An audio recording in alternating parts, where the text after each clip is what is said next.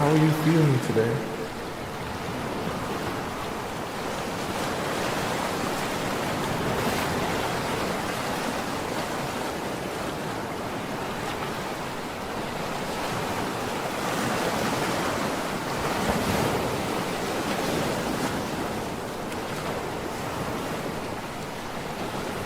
Do you feel fulfilled in life?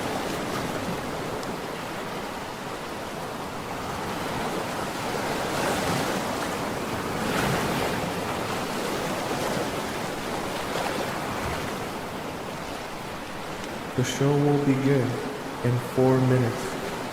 Are you ready?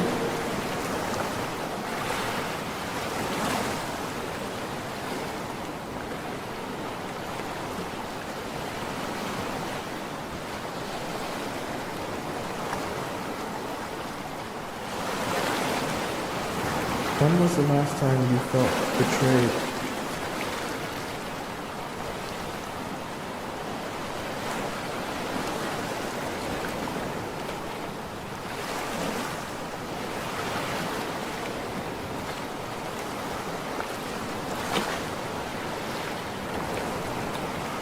When was the last time you felt loved?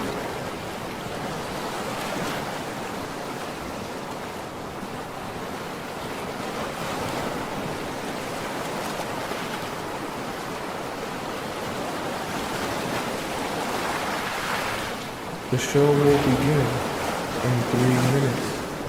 Are you ready?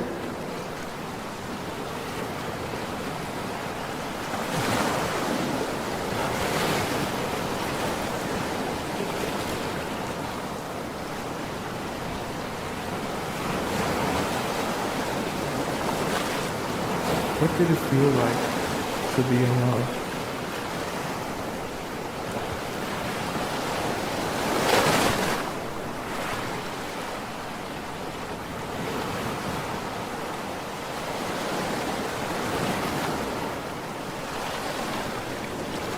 What is the most painful part of being in love?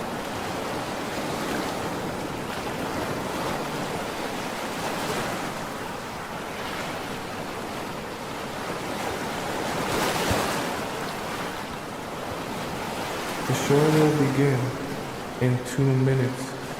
Are you ready?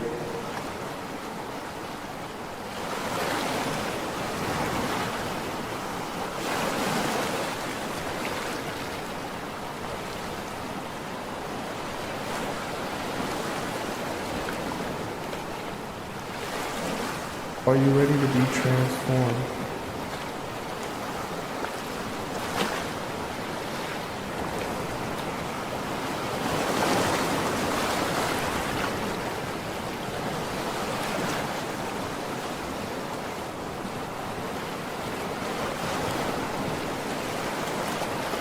Are you ready to make a change?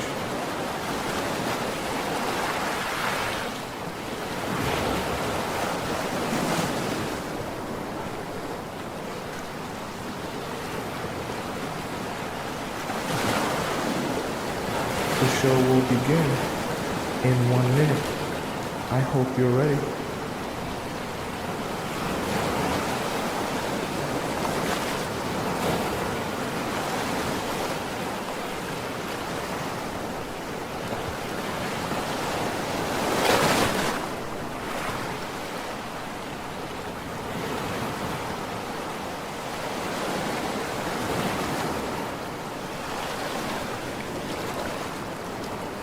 The show will begin in exactly 30 seconds. Get ready.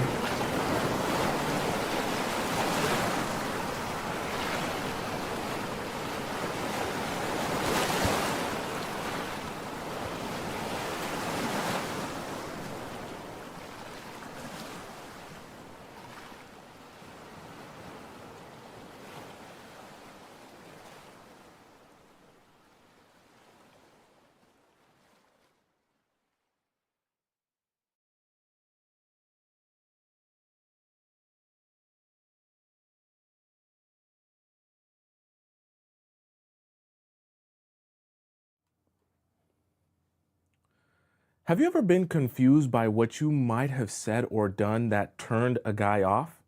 Well, what if I told you there are specific things that you may have done that will guarantee a guy loses interest in you? What if I also told you that with an understanding of exactly what those things are, you can guarantee you don't have to see that same problem in the future? If you want to learn what those mistakes are, then join me on today's show where we'll be discussing the 5 biggest turnoffs for men. That way you avoid pushing away your dream man simply because of a small miscommunication. Welcome to the Players Club. If you're paying attention to me and everyone else in the live stream, please say here present so that I know you're here present and actively participating. How are all of you beautiful, beautiful people doing here today? So good to see you. So good to spend time with you. Okay, who we got up in the chat? Let me see who we got up in here. Let me make my chat a little bit smaller so I can see all you beautiful people here. All right, all right, all right. We got Naomi here in the TikTok chat. We got French here, Adorba here, Terry here, Eddie here, Risa here, Eva here, User is here, Dolly is here, and of course we have our 3 moderators, Scotty Sharice and SH here, who we got over in the the YouTube chat. I see we got Jasmine here, Yana here, Mary here, Cheyenne here, Spiritual here, Astro here, Irina here. I believe we have Olga here, one of our amazing channel members. I saw Tracy now is here, super duper early, one of our amazing channel members. Is Great Fortune Cookie here? I don't see her here yet. Okay, welcome all you beautiful people. And of course we have Missy America holding down our YouTube chat. All right, let's hop into our first point of today, okay? Turnoffs for men. Now, I'm gonna be focusing this show not on physical traits, okay? I'm talking about emotional turnoff. So a lot of times things that will happen or you'll present when you're on a date with a guy for the first couple of times, and as he's getting to learn you and understand you, these are the type of things that will, I'll be honest with you, turn those guys off, because I know how men think. Okay? So first things first, we have being demanding. So we're gonna kind of give a little bit of an illustration here so that we can kind of understand what this is here, all right? So this is not gonna be very good, all right? I'm gonna attempt to do something, a type of drawing I ain't never done before. So it's definitely gonna look very strange and very weird. So just bear with me while I put together this drawing so I can illustrate something very, very important to you, okay? I promise you, it won't be long. All right, so here we have a car, okay? And in this car, this we'll say is the steering wheel. And then we'll have the man here, and we'll have you here, okay? So the man is over here, he's driving this car, okay? It's a 2-seater car, it's a coupe. And you're over here with your crazy hair, you having a bad hair day today, right? And you're getting driven by this man. Okay, so you're in a car. This is a 2-seat coupe, all right? A really nice car. And in this car, let me even draw a car up here, right? Car, right? In this car, this man is driving, okay? So for those of you who live on the other side of the world, we drive on the left side. I know this isn't accurate to how you all drive, but trust me, it's okay, all right? So for the sake of this example, this guy is driving the car. Now, let's imagine in this scenario that you and this guy are going to a specific destination. Let's say you guys want to go to McDonald's, all right? Magical experience. You guys are craving McDonald's fries and a McDonald's apple pie, so you're heading there.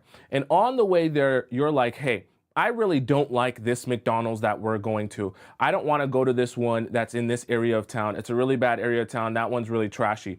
I want us to go to a different McDonald's. And then you take the wheel while he's driving and you start swerving the car because you wanted to go to the McDonald's on the opposite side of town because you know that one's better. They have fresher fries and a fresher apple pie. So you're taking the wheel from him and he's struggling. He's like, what are you doing? I want to go to this part of this McDonald's, not the one that you were going to, okay? And you guys swerve around and you crash the car, okay? But instead, what you could have done, if you really wanted to go to that side of town, is you could have suggested, hey, I really love this McDonald's. I think that if both of us want the freshest fries and the freshest apple pie, I, based on my own experience, would think the best McDonald's for us to go to would be this one on the opposite side of town. Then he responds to you, hey, okay, how do we get there? I would love to go to that McDonald's with fresh fries and fresh apple pie because we want to eat good. Okay, so why do I give you that example in those two different scenarios in ways to get to your destination here? One of the biggest turnoffs for men will be women that are demanding, women that take the wheel from them and try to steer the car in the direction that they want it to go. You might be saying to yourself, well, Tomisin, I thought you wanted me to come to my dates and come to these men already knowing exactly what I want and being able to communicate exactly what I want because I set boundaries. Ooh, I'm a strong, independent woman like you want me to be. So I have my boundaries already in my pocket. And as soon as I get on that date, I whip out my notebook and I read him out the list of all the rules and regulations.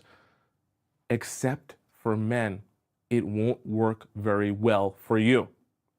You're not going to get the right response that you want for men when you become that demanding, especially when you're talking about dating men romantically. Why? Because men like to feel like a man. They like to feel like they're in their masculine. And part of being in their masculine is the ability to make choices for themselves, not feel as if they're being controlled.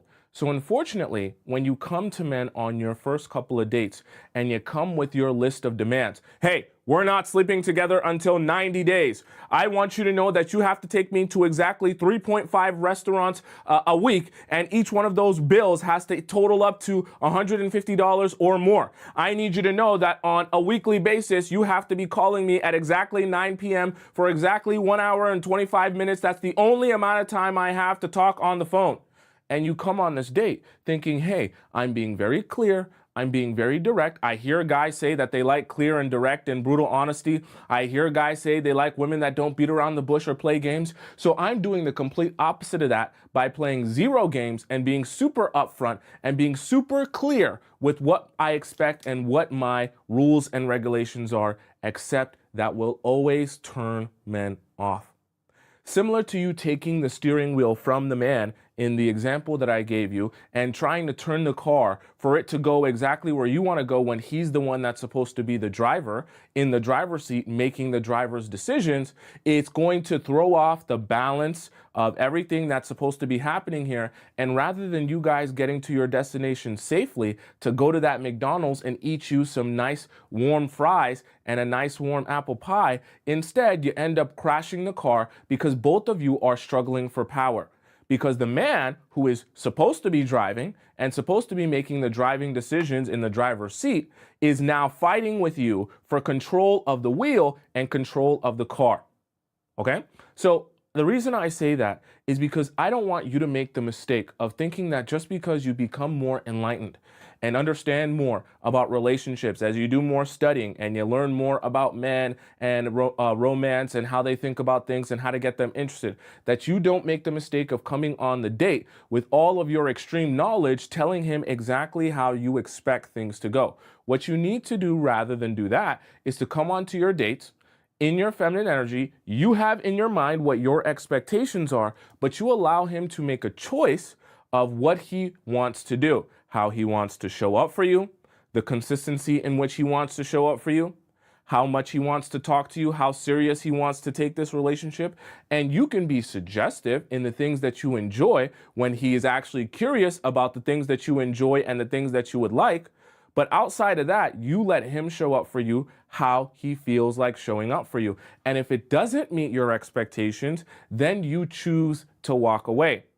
You're not in the business of going out on dates and demanding from men specific tasks or things that they must say or do. You're never going to get the right response from men, and you're always just going to push them away and turn them off from you because they're going to feel like a relationship with you is just going to be a long laundry list of demands that they're never going to feel like a man trying to satisfy and run around for you. Unfortunately, I just have to be honest with you. I don't make the rules, but I can explain them to you, okay? So please don't make this very first mistake here. Does that make sense to you guys so far?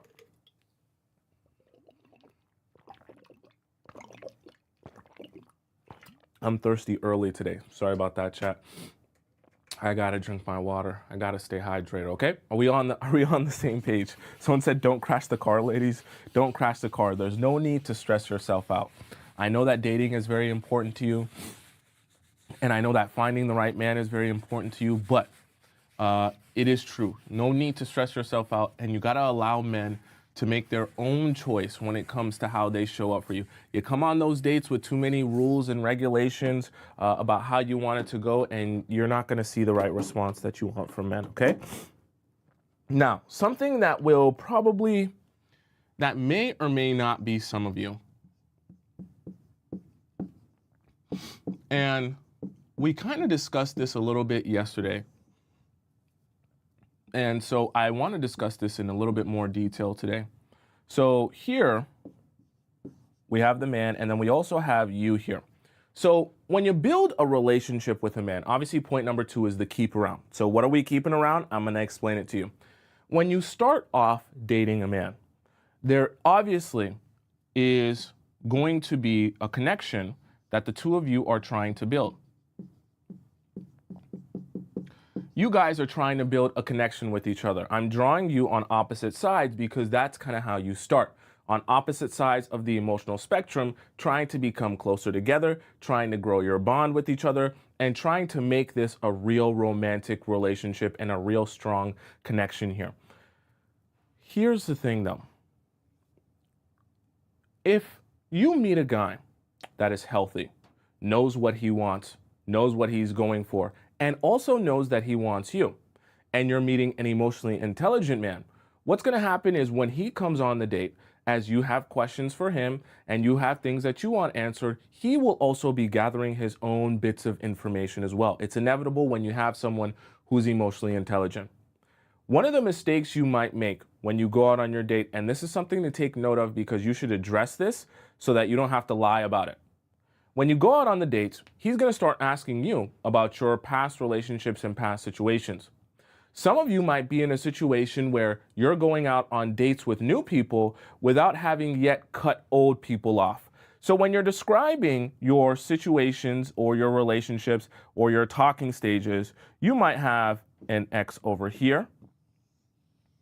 You might have, let's say, a talking stage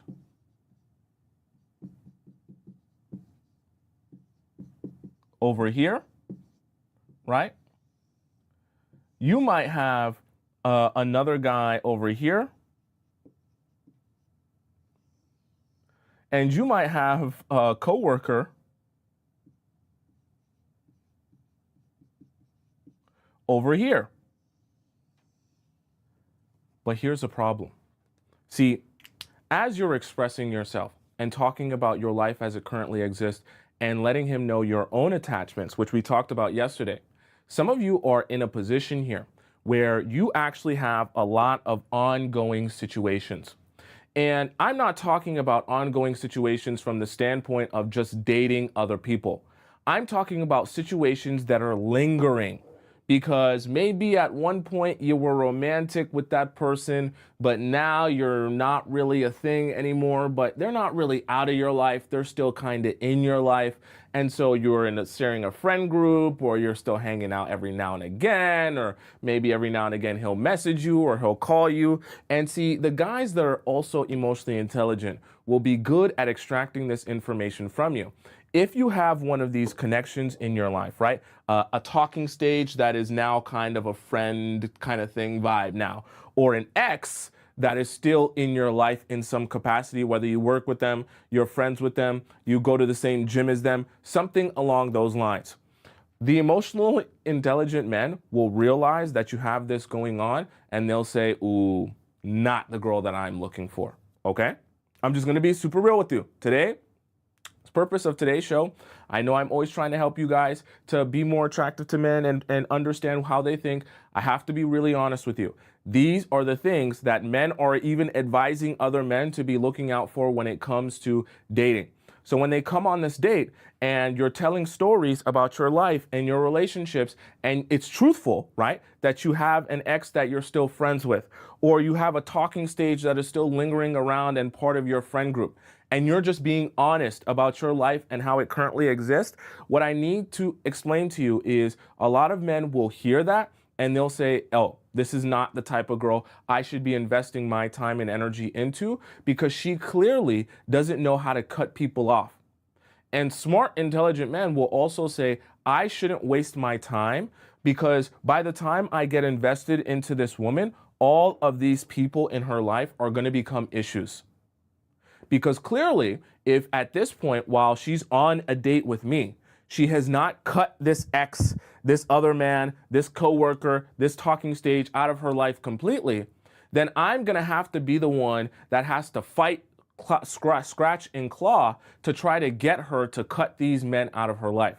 That's always like a losing battle for men.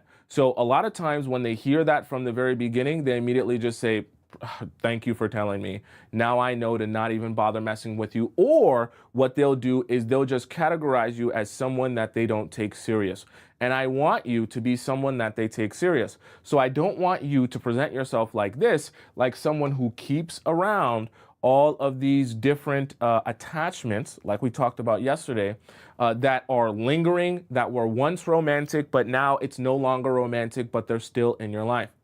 What I want to kind of help you with, especially in your dating life and the way that you present yourself, anyone that you were once romantic with, any guy that you were once romantic with, if you are no longer romantic with that person, let's just say the relationship didn't work out and you guys are no longer pursuing a relationship, then that person should no longer be in your life in any capacity. Unfortunately, you sacrifice something when you try to build a romantic connection with someone. You risk that if it works out, hey, we're going to be in a long-term relationship and we're going to build something and we're going to be together for the future. But you're also risking that if it doesn't work out, you're not just going to linger around in my life as some like friend now, right? We're not going to try to be in a romantic relationship and then after we are not in the romantic relationship, now all of a sudden, we're cool or we're vibing or we're not yet, out of each other's lives. It's very important, okay? Right? And I have to be honest with you because when men notice that, it's going to be a turnoff for them. So whether you mistakenly share that info with them or they extract it from you because they're super smart, super intelligent and asking good questions, if they get a sense or a whiff of this, I'm going to be real with you, it's just going to probably have them categorize you in the unserious, category. All right? Let's hop into point number 3. Okay? I told you all of these today are going to be emotional, no physical, okay? Because that's not really what it's about. These are more important things. All right. In point number 3 here, you guys aren't going to like this. I'll just warn you. Point number 3, some of you are not going to like, okay? But I have to share this with you because I do love you. Okay? Have to share this with you. I know that a lot of you love money. And I know one of the main things you're looking for in a man that you end up dating is a guy who can take care of you financially. You're not a bad person for that. But let me draw out something for you here. And then we're going to do a little bit of explaining, okay? Because I want us to be on the same page.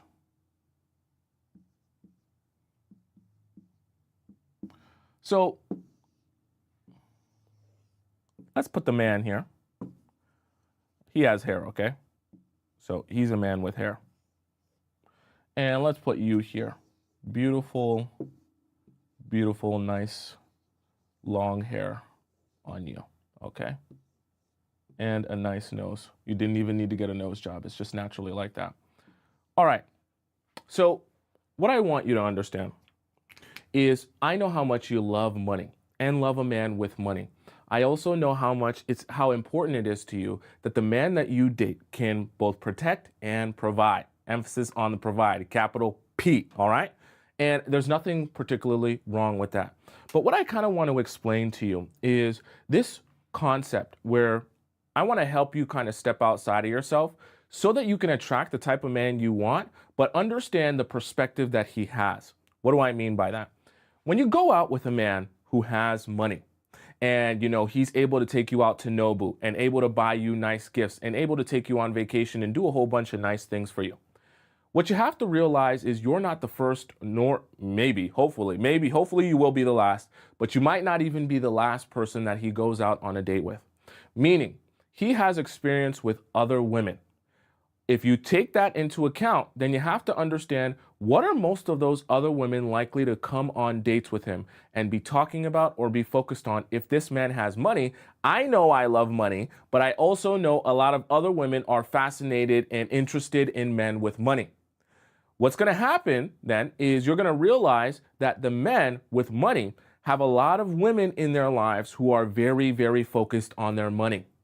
The problem with that is, if you show yourself to be very similar to all the other women that he meets, he's going to categorize you in the same place as all those other women. So if this man has had money for a long period of time and he's used to being rich, okay, right? He's used to having all this money, right? He knows that most of the women that he's trying to connect with here are not just looking at him, but they're also looking at how much money he has. And they're treating him a particular way, or they're focusing on a particular part of his life or him as a person, and it's usually focused around the money or how they can access that money. And what usually ends up happening is he's not really building a real connection with a lot of these people. Oops.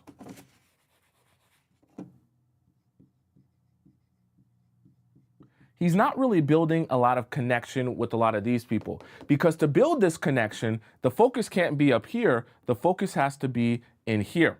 What's happening is a lot of his relationships are centered around the focus being over here, right? The focus being up here connected to the money. And when the focus is up here connected to the money, he suffers because he finds it more difficult to build an emotional, right? I should even put in here, an emotional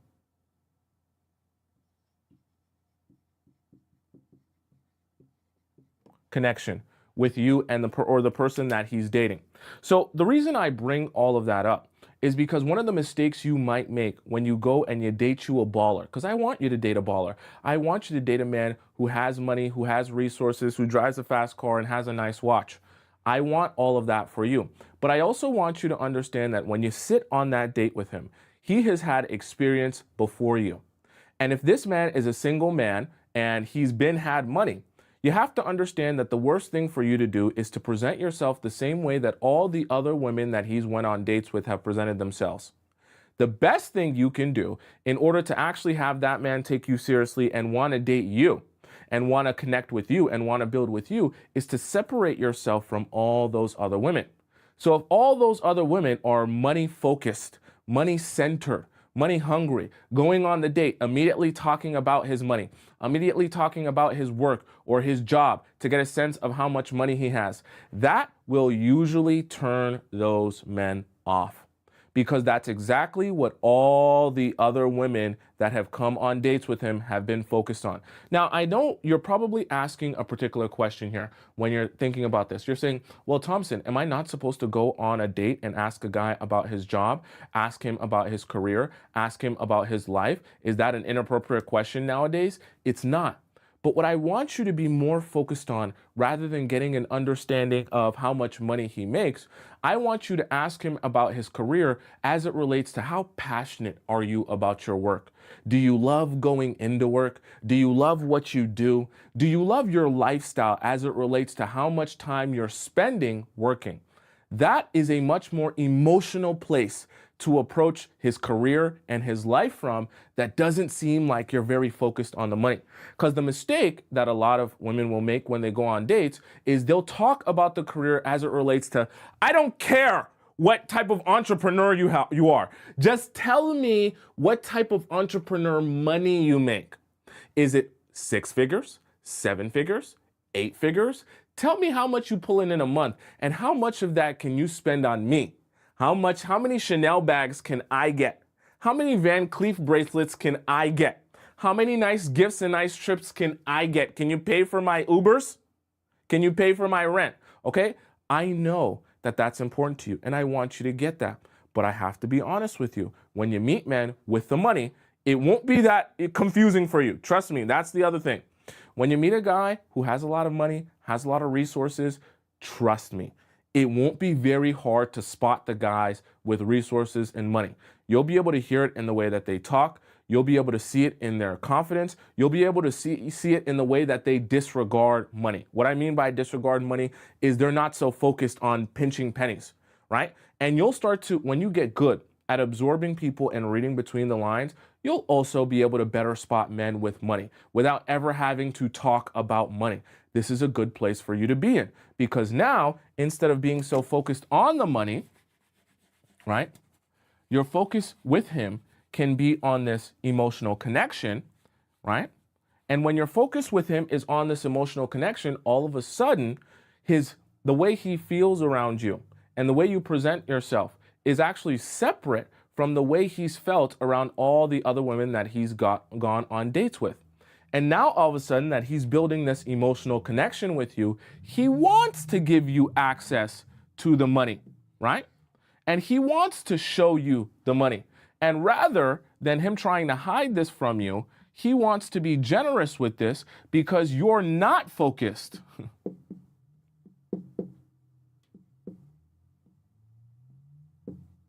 on this, right? I know it sounds very strange for me to say that, hey, a man is going to be the most generous with his money when you're not focused on the money because you're thinking, well, I need to make sure that his money is good in order to make sure that he's good or someone I should be dating. And I want that for you. And I want you to date successful men, but I also want you to understand successful men are used to being approached a particular way. All right? Not that talking about money and career is a bad thing and is a horrible thing and something you should avoid, but you don't want to come on dates and seeming as if you're so money focused. I promise you, I'm telling you, I assure you, I want you to win. And I promise you, focusing on the emotional, as soon as you spot a guy has money, as soon as you know for sure in your mind, oh, this is a guy, he's loaded, he's got some money. As soon as you spot that, I want you to get off the money conversation as soon as possible. And I want you to dig deep into the emotional. Now I want you to ask him strictly emotional questions. You better start asking him questions. What was your childhood like? Tell me about your biggest fear in life. Tell me about, a time where you were disappointed by your father. Get deep into the emotional. Once you know he has money, put that to the side. Because I promise you, the deeper you hammer into the emotional, the more shocked he will be and the more connected he'll feel to you, because that is the last thing that all the other women that he's been dating have been talking about. And trust me, if you do something different than all the other women in his life have been doing, then you might end up in a different place than all of those other women, which is instead of being put on the back burner, maybe now he puts his focus on you and he wants to continue dating you. Okay, right? Pop Q says, just acknowledge and ignore. Precisely. Once you acknowledge that guy has a lot of money, completely ignore it. Pretend like it doesn't even exist. Now you solely focus on the emotional, because I promise you, getting to the emotional part of him as a man will always get you to that money indirectly, and he'll make a choice to show you that money. Because trust me, I'm telling you, okay? Men with money have no problem sharing that money with someone they feel also cares about them and is in their corner, okay? I'm not saying he's gonna wanna share that money with any stranger, but he will wanna share that money with a woman that he loves and cares about. It's part of your happiness, okay? So don't you worry about that. That will take care of itself. Next point here, okay? I'm being as honest with you as I can today, Chad. I don't want to lie to you or give you any points that aren't real, all right? Next point here. Okay, this is one that I actually know for a fact some of you are making the mistake of. So I'm glad we're talking about this today.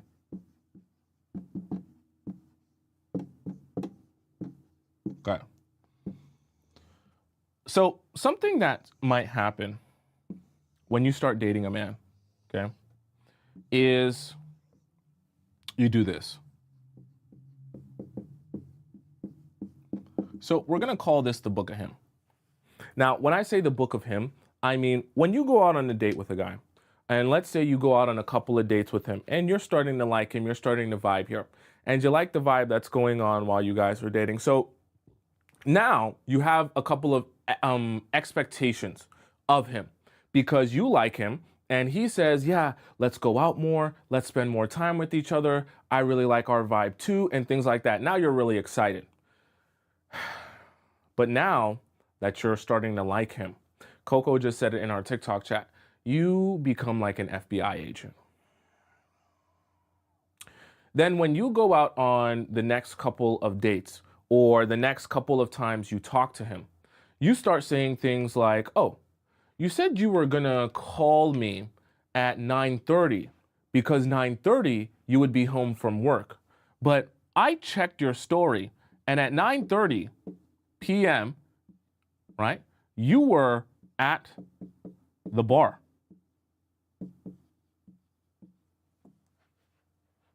How so?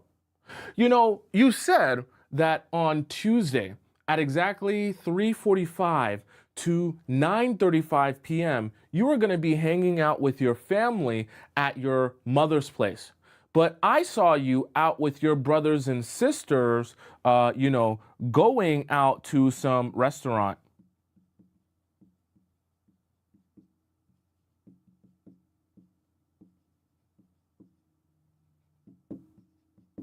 Right?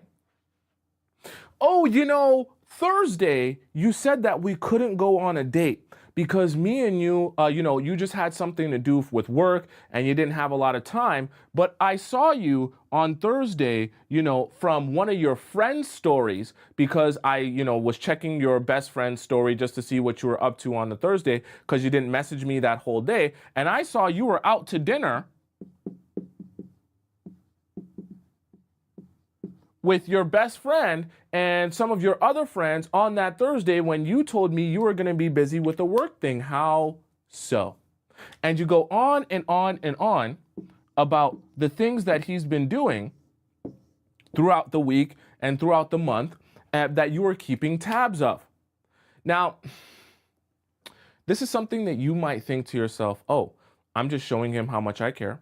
I'm just being communicative about how I feel and the things that he's been doing. I mean, he was doing those things, Thompson. It's not like I'm lying, Thompson. I'm telling you, he actually was doing those things. I'm just mentioning him some of the things that I noticed he was doing. Why am I a wrong person for that? Let me explain this to you. See, when you start dating someone, right, it's good to like the person. And see, this is kind of the catch-22 because people will tell you, ooh, I love the vibe that we're having. And I feel super connected to you. And I feel like I've known you for so long. They'll say things like that. You cannot forget that one of the worst things for you to do with a guy that you're dating is come on too strong, okay? Especially for men, because you coming on too strong is going to feel like you're the pursuer. When you come on really strong like that, guys are going to pull away from you because they're going to feel like, whoa, whoa, whoa, whoa, whoa, whoa, whoa. I don't have any emotional space here to pursue her. She is really on my body. Okay, that's how the kids say it, right? She's really on my body, just in my space, all up on me, trying to figure out what I'm doing, who I'm hanging out with, how I'm spending my time. Yeah, I did say I was going to be with my family, and instead we went out to go somewhere. But like, why are you watching all my stories and trying to corroborate all this information and trying to figure out this? And you're an FBI agent. I just started going out with you. So you're thinking it's cute because you're showing him how of an investigator you are, and you're reiterating back to him the truth that you figured out by checking his story and checking his friend's story and checking this and checking that location and stuff like that. But you come across very, very desperate. You also come across as someone who has no life. Because if you have no life, that's the only way you can spend your life building together your book of him. That's why I described it as this. Because it's like your notepad that you're writing down everything he's doing at every part of the day. I know it's confusing. Because you hear from guys, ooh, I like feeling like a girl really likes me and is invested in me. And I like girls who are brutally honest and super blunt and will just tell me how they feel and not hide anything. Please don't do that. Not every thought is for a man, especially not at the beginning when you start dating him, okay? Not everything that you think or everything that you peep is for you to tell that guy, especially when you start dating him. This can be one of the easiest ways to turn men off at the very beginning. Being all up on his body, telling him, "Oh, you were over here on this day." How did you even know that? I didn't even tell you that. "Oh, you were over here on this day. I seen you there." Or "I spotted you here." Or "I corroborated that story by checking in with this person and asking that." Whoa, whoa, whoa. We just met. I'm still getting to know you. Why are you checking up on everything I'm doing? I'm not your boyfriend. I also don't owe you an explanation of my current state of my whereabouts each and every second of the day. I know it feels like you're being lied to. And I know it feels like he might be being sneaky. And you're thinking to yourself, "Oh, I can catch you or show you how I caught you." Don't do it. Even if you peep it, don't do it. There's no point. Okay? You're going to come across very needy. You're going to come across as if you have no life. And you're not going to send the right message, as in you're a queen with queen energy that has your own life and your own things going on. You don't have time or energy to be watching him like a hawk and corroborating this story and watching that story and watching this. Don't do it. Don't present yourself that way. The men will only be turned off from you that way. Or like yesterday's reaction video that we did to someone talking about this. Or what will happen is he'll be like, "Ooh, nice, you're desperate. Oh yeah, tell me again how you watch each and every one of my stories. Now get on your knees, open your mouth, and I'm gonna put my butthole on it. Because now that I know you're so desperate, I know I can use you however I want like a slave. So it's hot for me to realize I can use you like a slave because you have no life, you're desperate, you're needy, and you can't do anything in your life except for watch me live mine." Okay? So you're going to get one of those two reactions. Either he's going to be turned off and he's going to just stop talking to you, or he's going to be turned off from actually taking you serious, and then he's going to transition into making you a slave. You might say to yourself, "That sounds kind of hot," but it's not going to be very hot when you don't get commitment from him after being his slave. Okay? You're left with a mouthful of butthole flakes, and then he walks away to go date someone else and spend his money, time, and focus on someone else. Okay? So that's not very fun. Let's hop into point number 5. Okay? I really don't want that for you.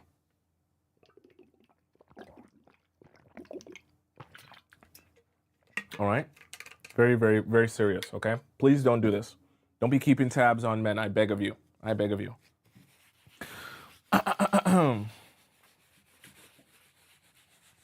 All right. Chatting. Let's hop into point number 5. Hope we're all on the same page here. Okay. All right. Super important as well, this point number 5. I really should have made number 4 stop pooping time. Number 5 here. Okay.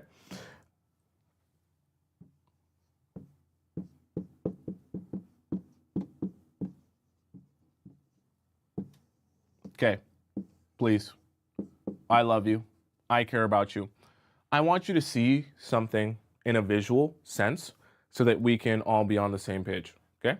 So I'm going to draw you here. Here. Going to have a man. Going to have another man. Going to have another man. Oh, we're going to put, we'll even say, we'll put a special one here.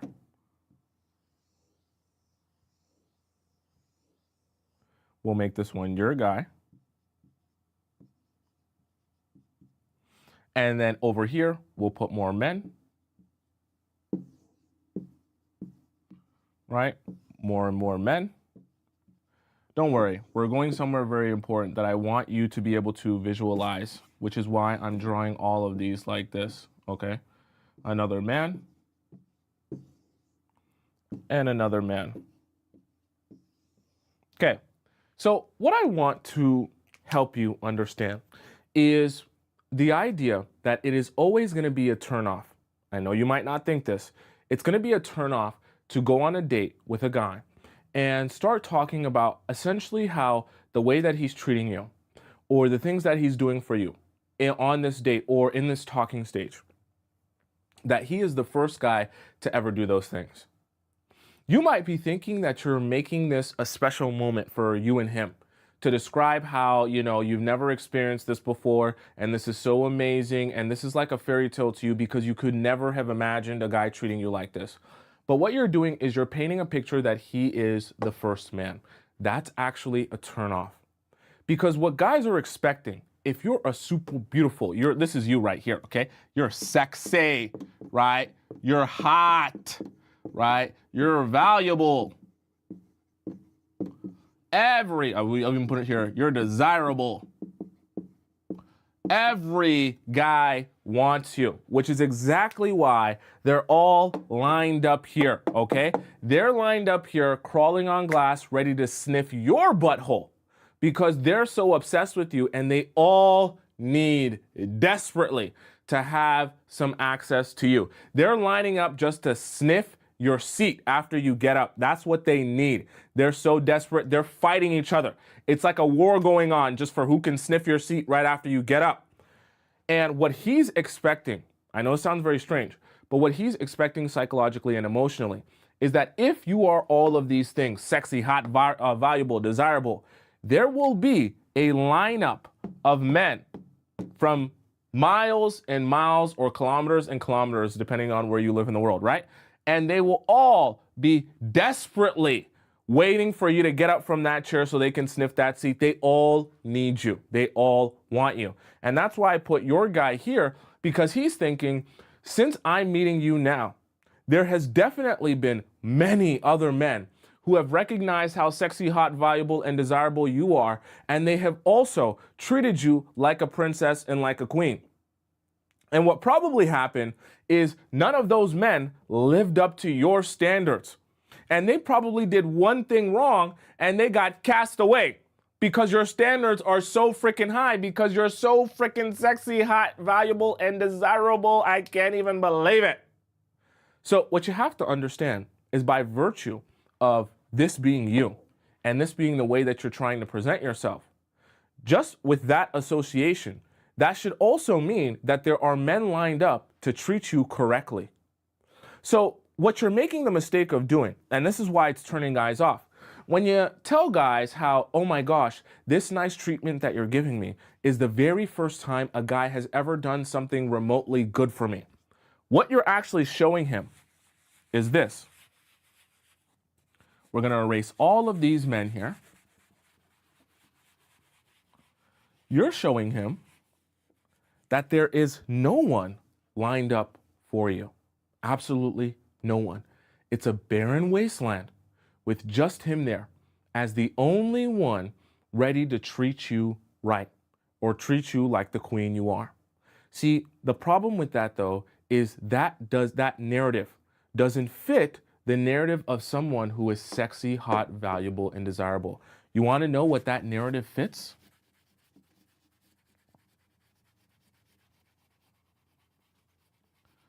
Someone who is very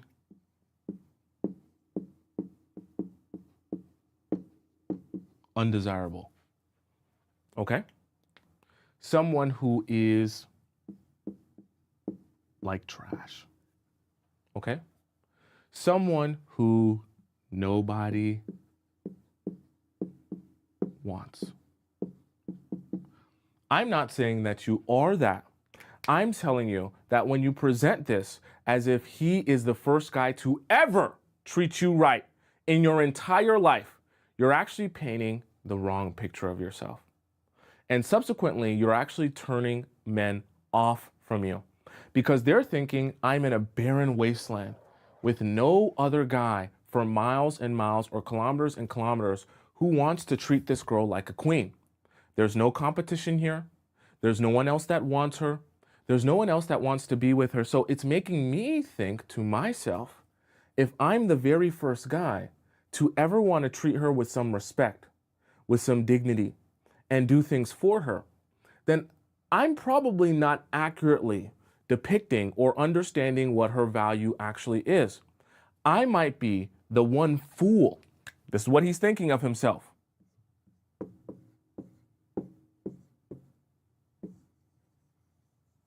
He's thinking, am I the one fool to treat the woman like a queen who has been treated like trash by all these other men?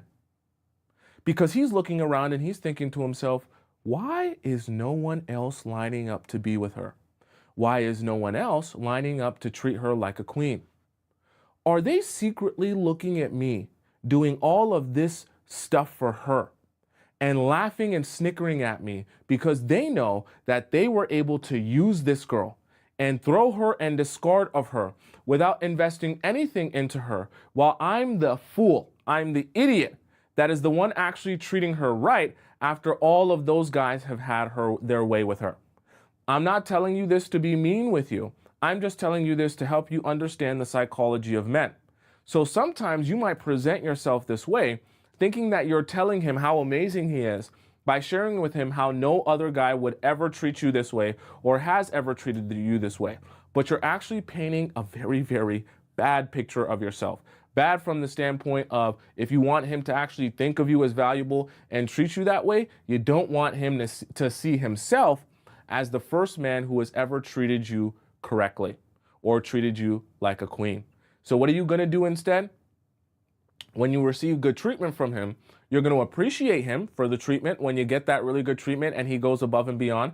However, what you're not going to do is add sauce on top of it and tell him how no other guy would ever do something like this for you. Okay? That's not the sauce you want to be adding. You appreciate him for what he has done for you this time, and you acknowledge that whenever need be. But you're not going to add no sauce that no guy has done this, no guy has ever taken me on a vacation, no guy has ever bought me a necklace, no guy has ever bought me this or taken me here or no.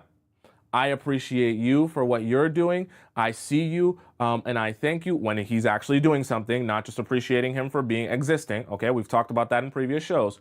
But you're not adding the caveat that he is the first guy to ever do something nice for you. You get good treatment all the time. That doesn't mean you don't appreciate it when you get it from him, but it is not something that you're new to. Okay, you get good treatment all the time from men all the time because they always want to treat you well. You're not going to be entitled though, or be arrogant in the way that you receive when you receive good treatment. All right, there's a balance to that, but it's very, very important. Do not make him feel like he's the first man.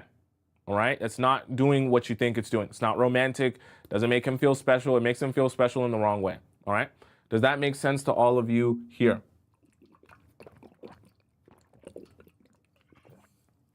Do you guys have any questions about the 5 that we just discussed here? All right. By the way, for those of you who came late, whether it be, you just came late and you missed some of the 5 that I discussed, all of the points are on my YouTube channel, okay? Because I'm live on YouTube at the same time that I'm live on TikTok. So just go to my YouTube channel, type in Tomisin, Tomisin, and then when you go into the YouTube channel, you'll see me live there right now. So you don't have to wait for it. You'll see me live there right now, and you can rewind it and rewatch all the points from start to finish exactly how I said it. So you don't have to wait for me to recap it. You don't have to wait for nothing. You can get it live and direct exactly as I said it on my YouTube channel. It's just above my head on the top right corner of the screen, okay? Right? Does that make sense to all of you? I hope it does. Please don't make any of these 5 mistakes here, okay? And so I seen someone ask earlier, they said, so should we lie? I'm not telling you to lie when we're talking about the first man. What I want you to do is, if he really is the first man to do something nice for you, what I want you to do is appreciate him when he's actually doing something for you, not just for existing. When he's actually doing something for you, you appreciate him for what he's doing without the caveat or the addition of, I've never had this done for me before. Because it's an easy mistake to make when it actually is the first guy to treat you right, that you're thinking, oh, I need to tell him how special he is for being the first guy to do that for me, but it's not making him feel special in the right way. It's making him feel special in the wrong way. Guys don't want to be the first guy to treat you well. They want to be the guy who wins the woman that everyone else wants, because I know it sounds very strange and egotistical, but men and ego go hand in hand. Guys want to feel like the man by getting the woman that all the other guys want. It's just how they're wired. So the more you can make them feel like you're the woman that other guys want, the better.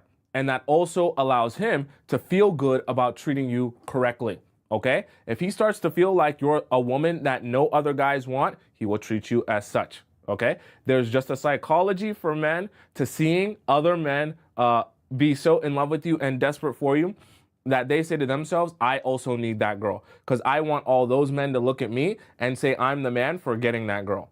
Okay. Men and ego go hand in hand. So there ain't nothing we could really do about that. But we can use that to your advantage. Okay.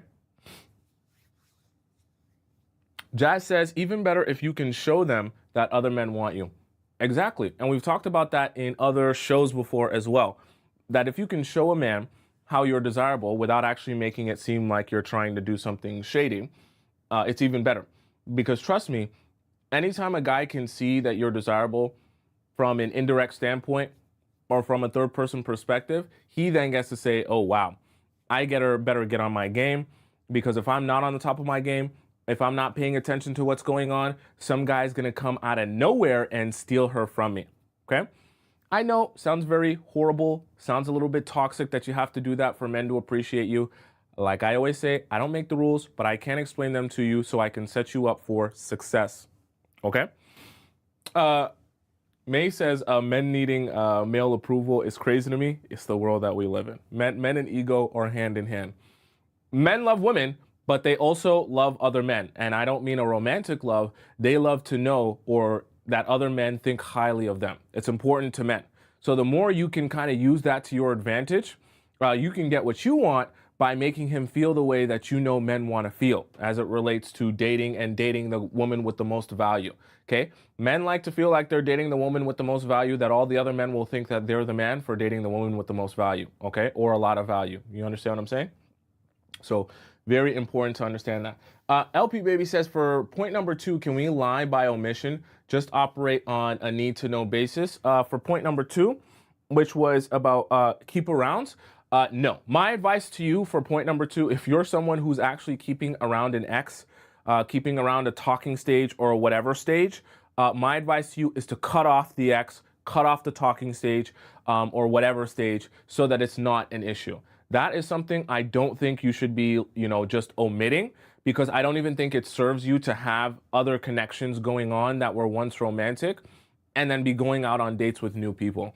Because I feel like you're going to be confused yourself and you're only going to make it worse, because if he finds out in an indirect way, then now you're going to have to do a lot of explaining.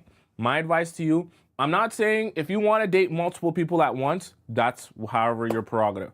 But outside of dating multiple people at once, if you have lingering situations that are no longer, you're not building towards anything, they're just kind of stagnating in limbo, those you cut off. Exes, you cut off. Talking stages that were kind of a thing at one point and are no longer a thing, cut them off.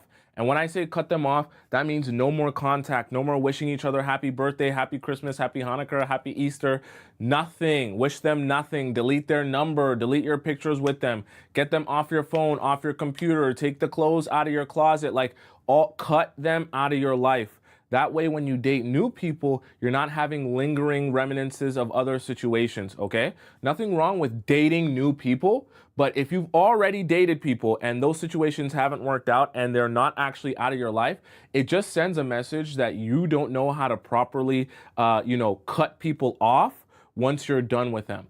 And it sends also a message that you don't know how to set boundaries. Because part of setting boundaries is understanding that people who I'm no longer romantic with are not supposed to have this sort of casual access to me where there's a whole lot of gray area. It's not going to speak well for your emotional maturity to men, and they're not going to feel like you're someone that they should take serious if they get a whiff of that while dating you. Okay? So please don't do that. Dating, people as you're just getting to know people and you're dating the action, that you're dating multiple people and things like that, that is not a red flag or a turnoff for men necessarily. But the idea that you'll have a lingering ex will definitely be a turnoff. Or for some of you, maybe a lingering baby daddy that, sometimes, I sleep over at my baby daddy's place. Sometimes, he comes over and he spends the night. Sometimes, he walks around in his boxers and his pee-pee's hard just so we can all feel like a family again. Don't be doing none of that. Don't be doing none of that. it will immediately tell guys that they need to get the F out of here. All right. I'm just telling you the truth. Or they won't take you seriously. I'm being honest with you. Uh, Mila says, how do we let them know he's not the only one who wants us? That's for another show, which we have actually discussed in how to make a guy, I think it was how to make him regret losing you, or one of these shows. I can't remember the title of it, but we have talked about it in a show before about how to make a guy kind of feel that, other guys want you. All right. That's kind of its own separate show. Oh, by the way, for those of you who have a question for me, it may not be related to exactly the topics that we're discussing here today, but it might be about your romantic situation or your situationship in general. You can always go and ask me this 24/7, our 24/7 hotline.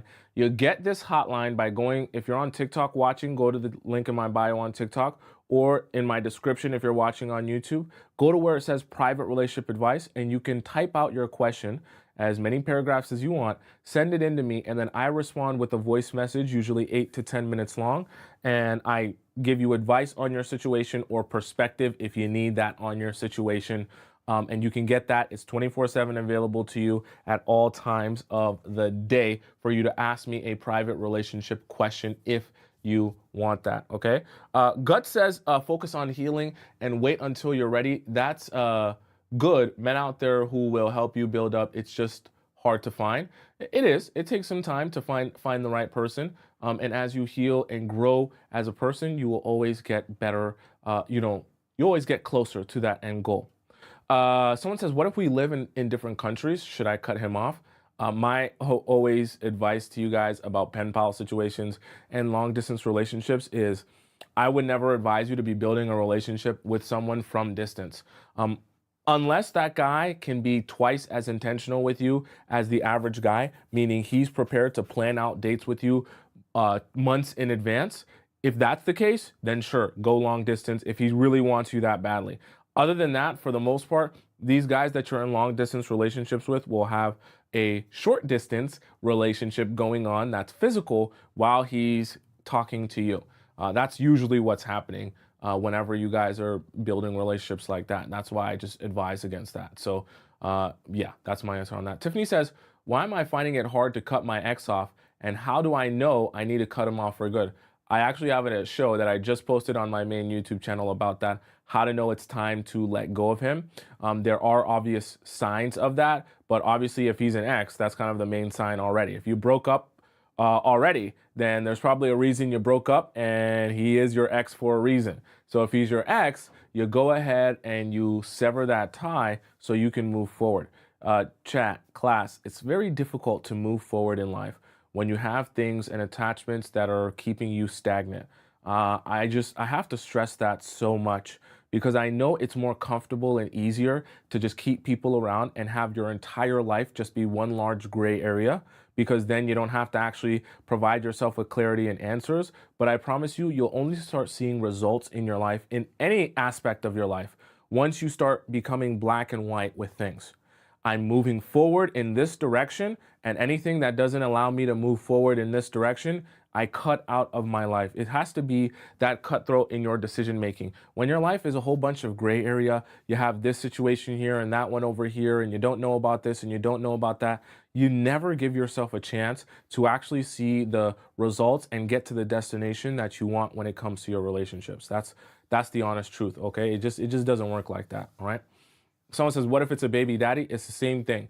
You set boundaries, and even stronger and more clear boundaries when it's your baby daddy, that, hey, yeah, we're here to co-parent our child, but we're not here to be in a relationship. So there's going to be no funny business. Don't send me no weird texts at no weird times of the day or the night.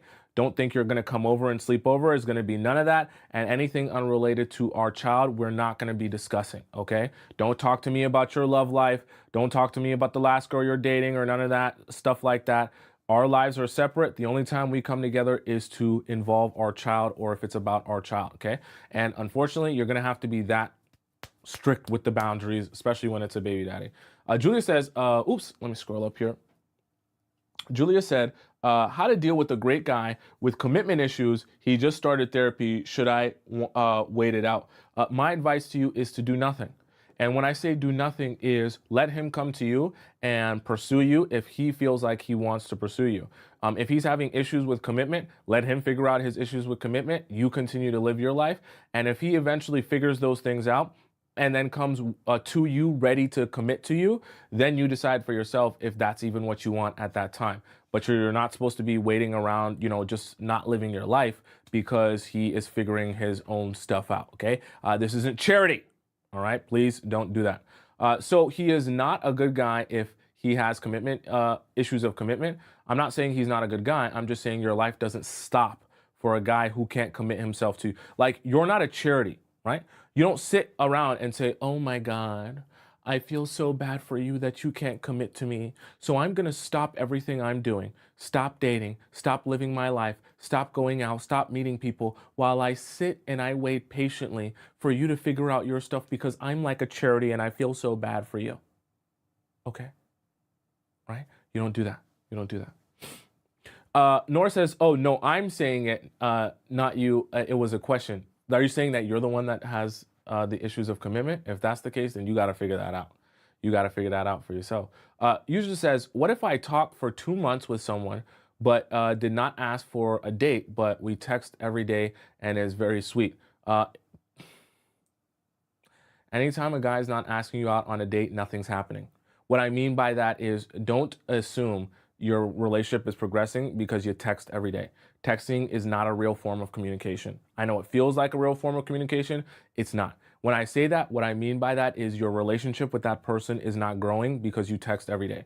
I can assure you, please, any of you that feel like texting a guy is a way to grow and build your relationship, please join us for our Discord time at the end of the show. So, and watch our show many days. You'll see how texting will go nowhere. You can text a guy for months on end, and you will eventually realize when you meet that guy, if you meet that guy, that he is not who you were texting. And in some cases, he'll be a dirty, disgusting, useless man who lives in his basement, who wears the same underwear. And I'm telling you this from an actual story that we read not too long ago. And you'll realize that that's the guy you've been happily texting for months. Okay? So trust me, I don't have to tell you too many times. Just wait till you join us in Discord time and you'll see why I say that. Okay? All right, chat. Let's hop into our, let me make sure I acknowledge, I got to acknowledge all of our amazing donators here. Okay? Gotta acknowledge. Oh my goodness. Thank you so much to Great Fortune Cookie. Why did you guys tell me? Class in the YouTube. Why didn't you tell me? Thank you so much to Great Fortune Cookie who donates 100 DKK. What is that currency, chat? What is DKK? But 100 of those.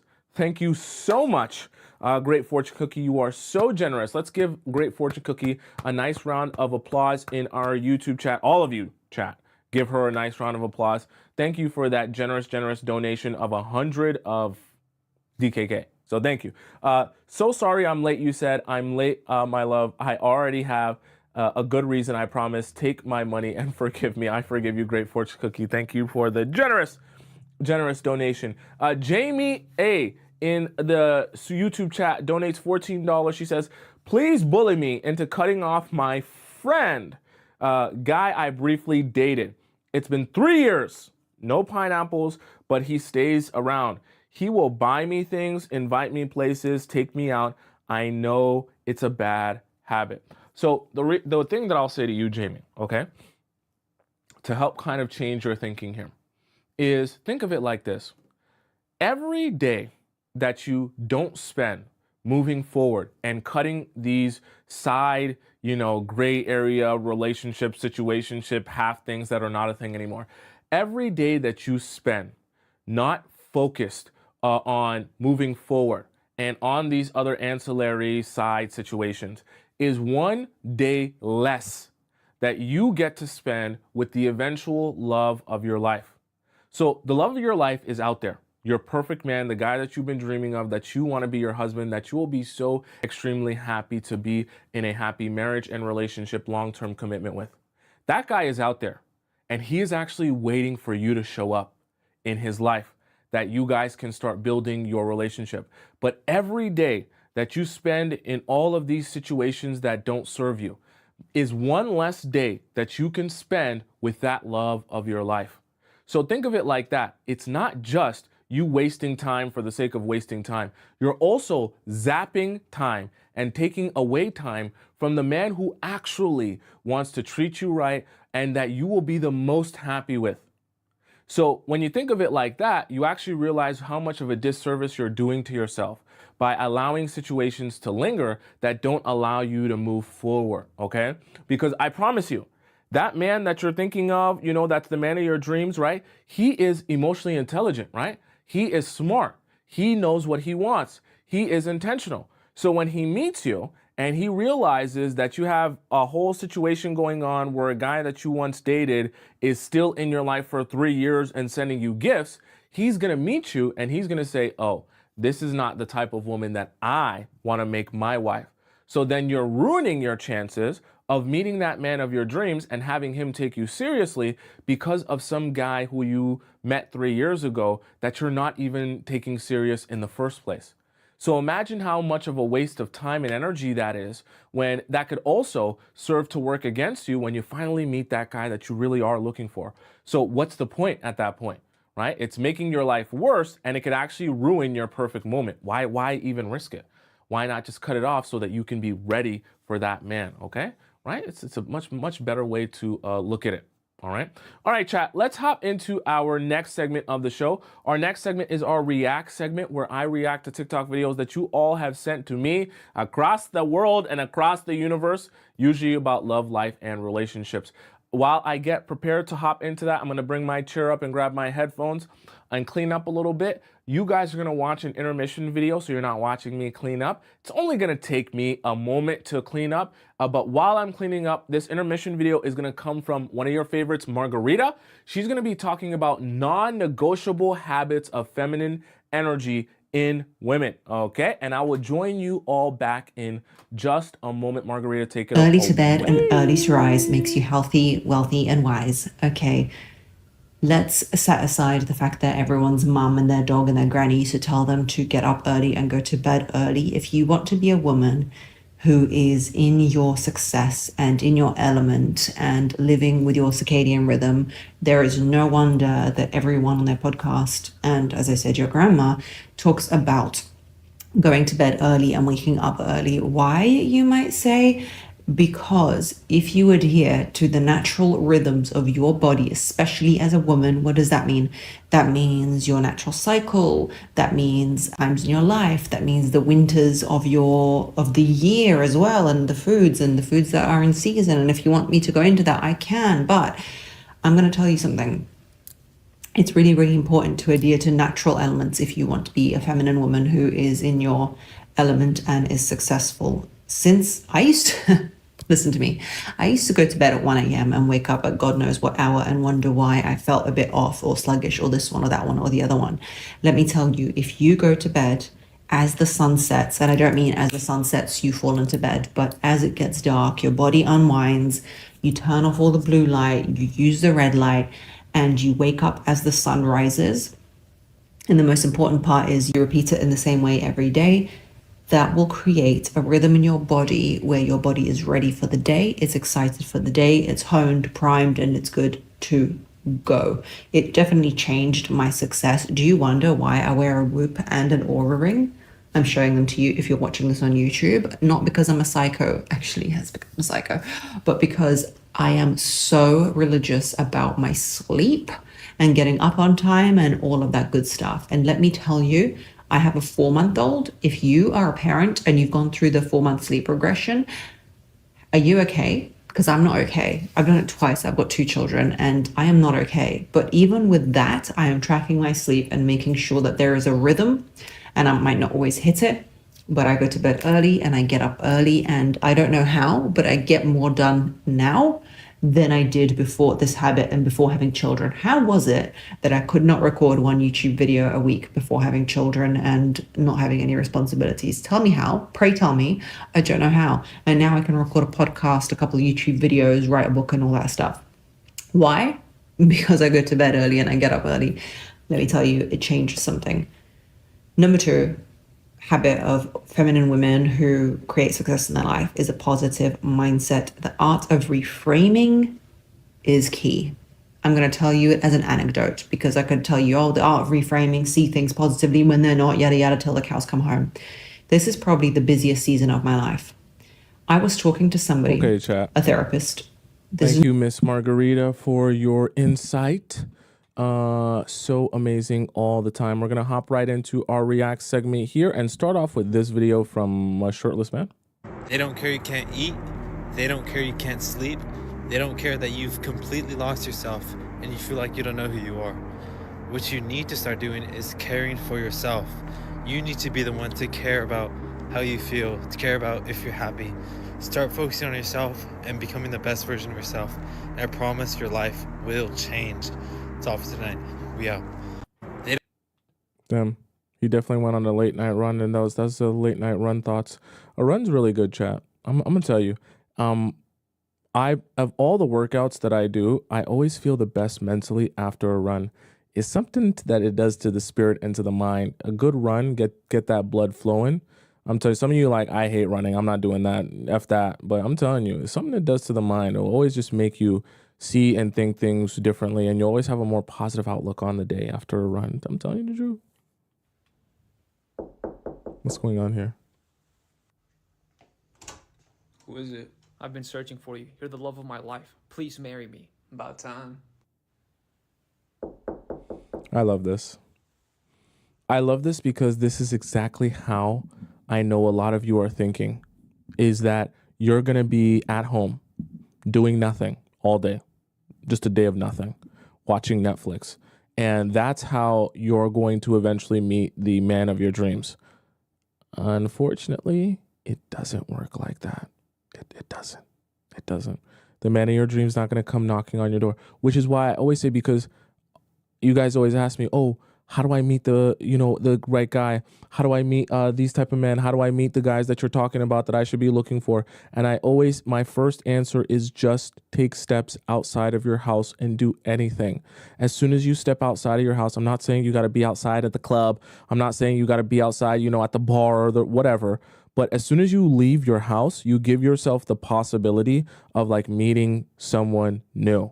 That just means go out and do anything your heart desires, and give yourself an opportunity to meet more people.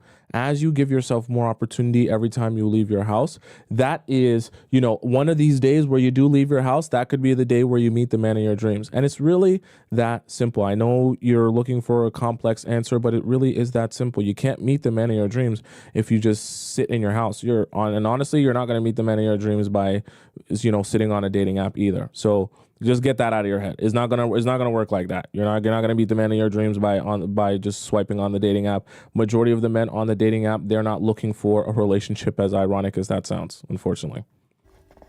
Ladies, you see anything a man want to do, let him. Yes. Don't argue with him.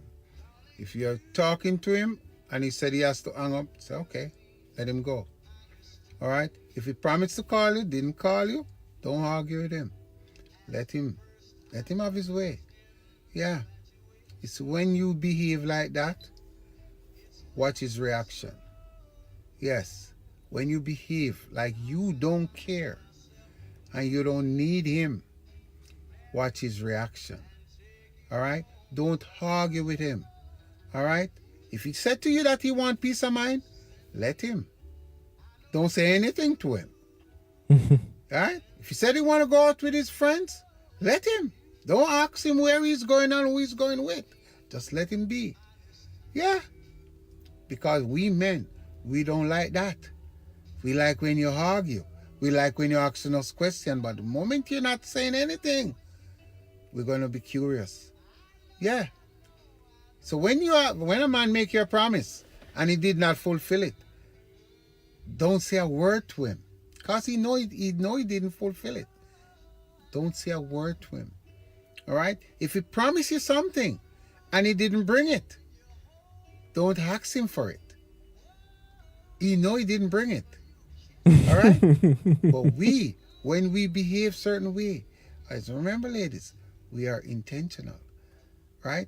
If a man want to do something, let him. Do not fight with him and tell him not to do it. All right? Because when you fight with him, that's what he wants. You're acting desperate. You're clingy and you behave like this is the best thing for you and you can't do without him.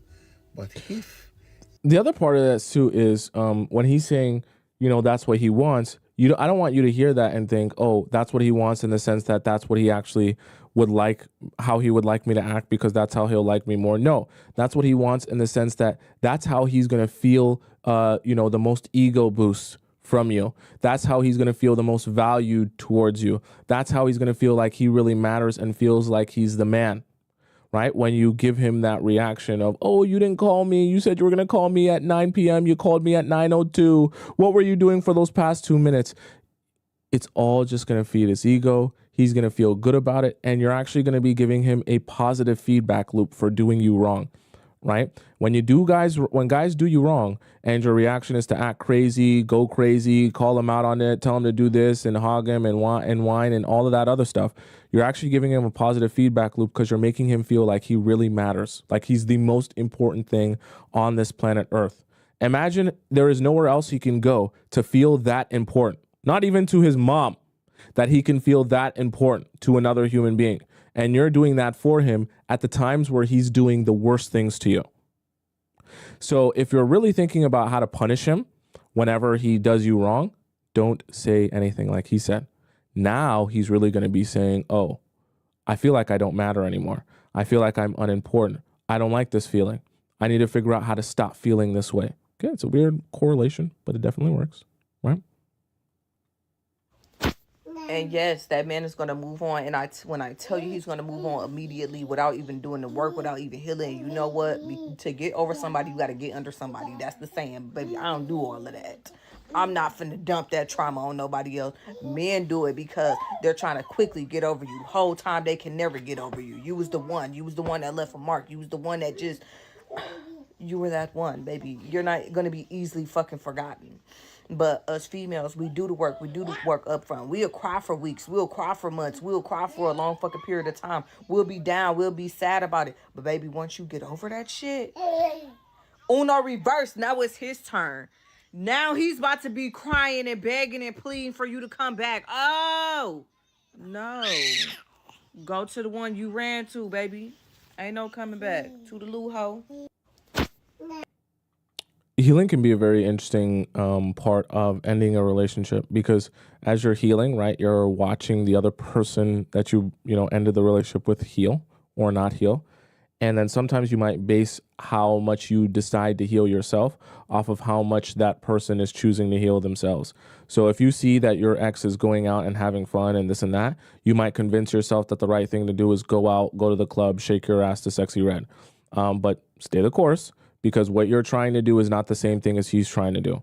I've explained this in another show in a graph where, as time is going on, the men are going from super happy and feeling good about the breakup to eventually going downhill and saying, damn, I really feel like I need her back, or I want her back in my life. And for you, what you want to do is, you're going to feel really crappy and poopy at the beginning, but your graph kind of goes like this, because as time goes on, you're less detached, you're more detached from the situation. You're able to kind of see, oh, he didn't show up for me this way. He's kind of raggedy. He's kind of broke, or he's really broke. He doesn't have a lot of the things that I need in a man.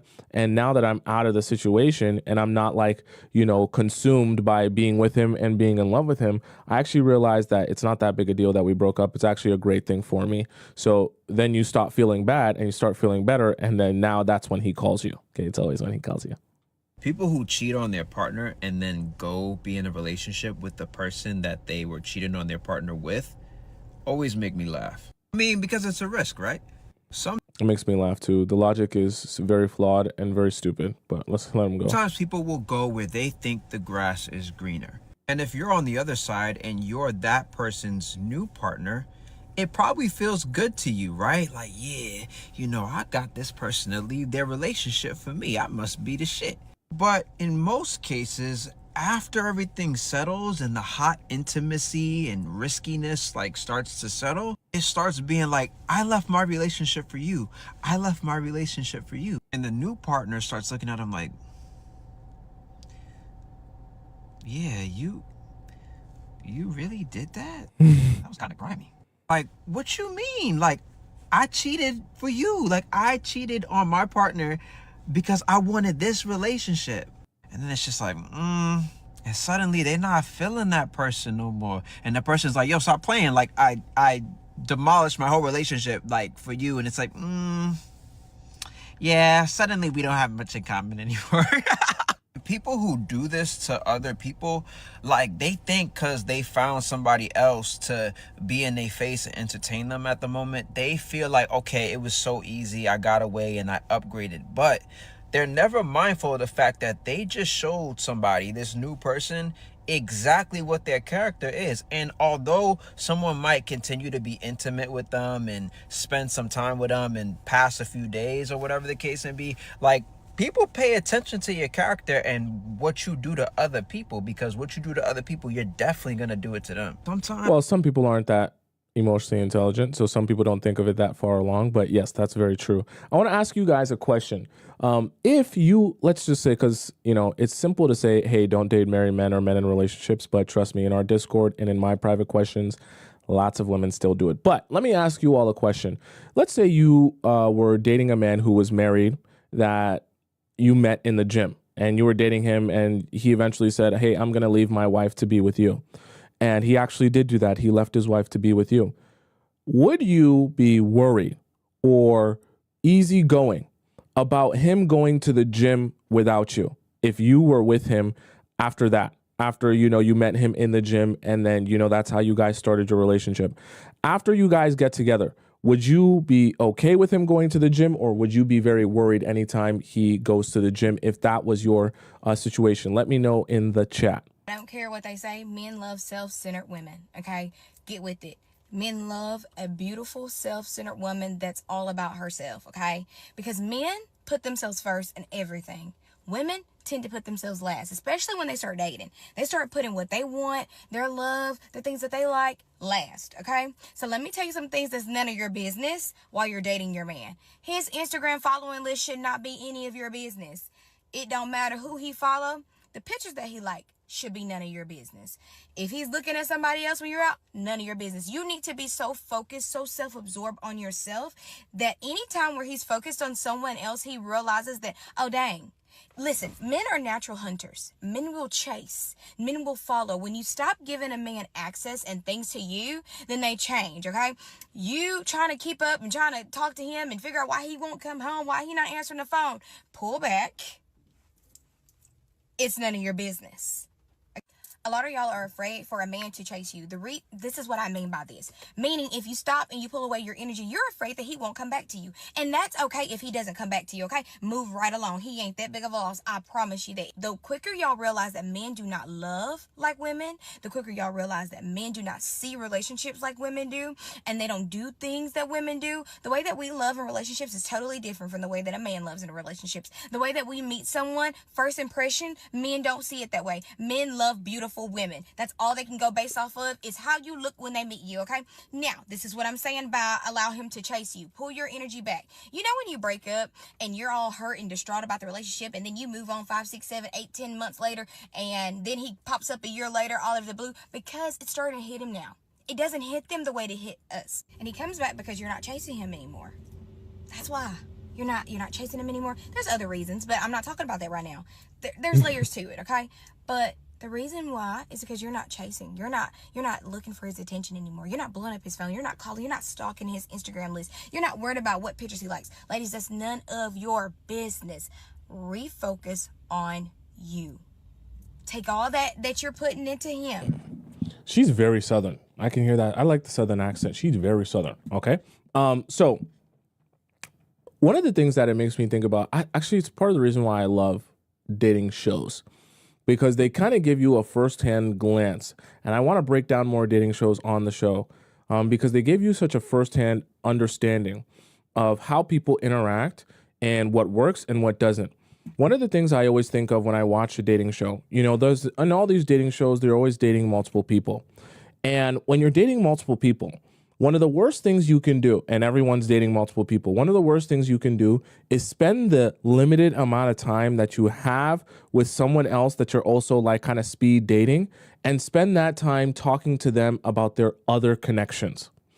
It seems like counterintuitive because you're thinking, well, they're asking because they're trying to get a gauge on how much someone likes someone else or where they stand. But it's always a mistake to me because this is how I think of the psychology. Okay. When you spend time with someone else, talking about someone else, that person that you're talking to is not really actually focused on you. They're focused on the person that you guys are talking about. So if we kind of extrapolate that and we put that for you and the guys that you're dating, if let's say there's a girl that he likes a bunch of her Instagram pictures and you want to bring this up and have a long in-depth conversation about this, or there's an ongoing situation where you're always talking about the same girl over and over again, by the time you are with this guy and you're talking about the same girl over and over and over again, you're actually taking all the time that should be focused on you and be about you, and you're focusing all of that energy on that other woman.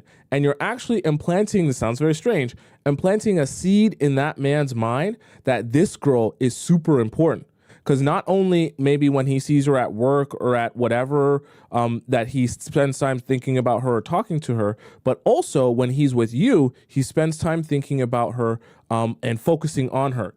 And so now you're actually making that girl more enticing, more fascinating, and more interesting on a subconscious level, as weird as it sounds. So my advice to you is anytime you're dating a man, rather than focusing your energy on what he is or isn't doing with other women, make sure that all of his energy is focused on you and what you're doing.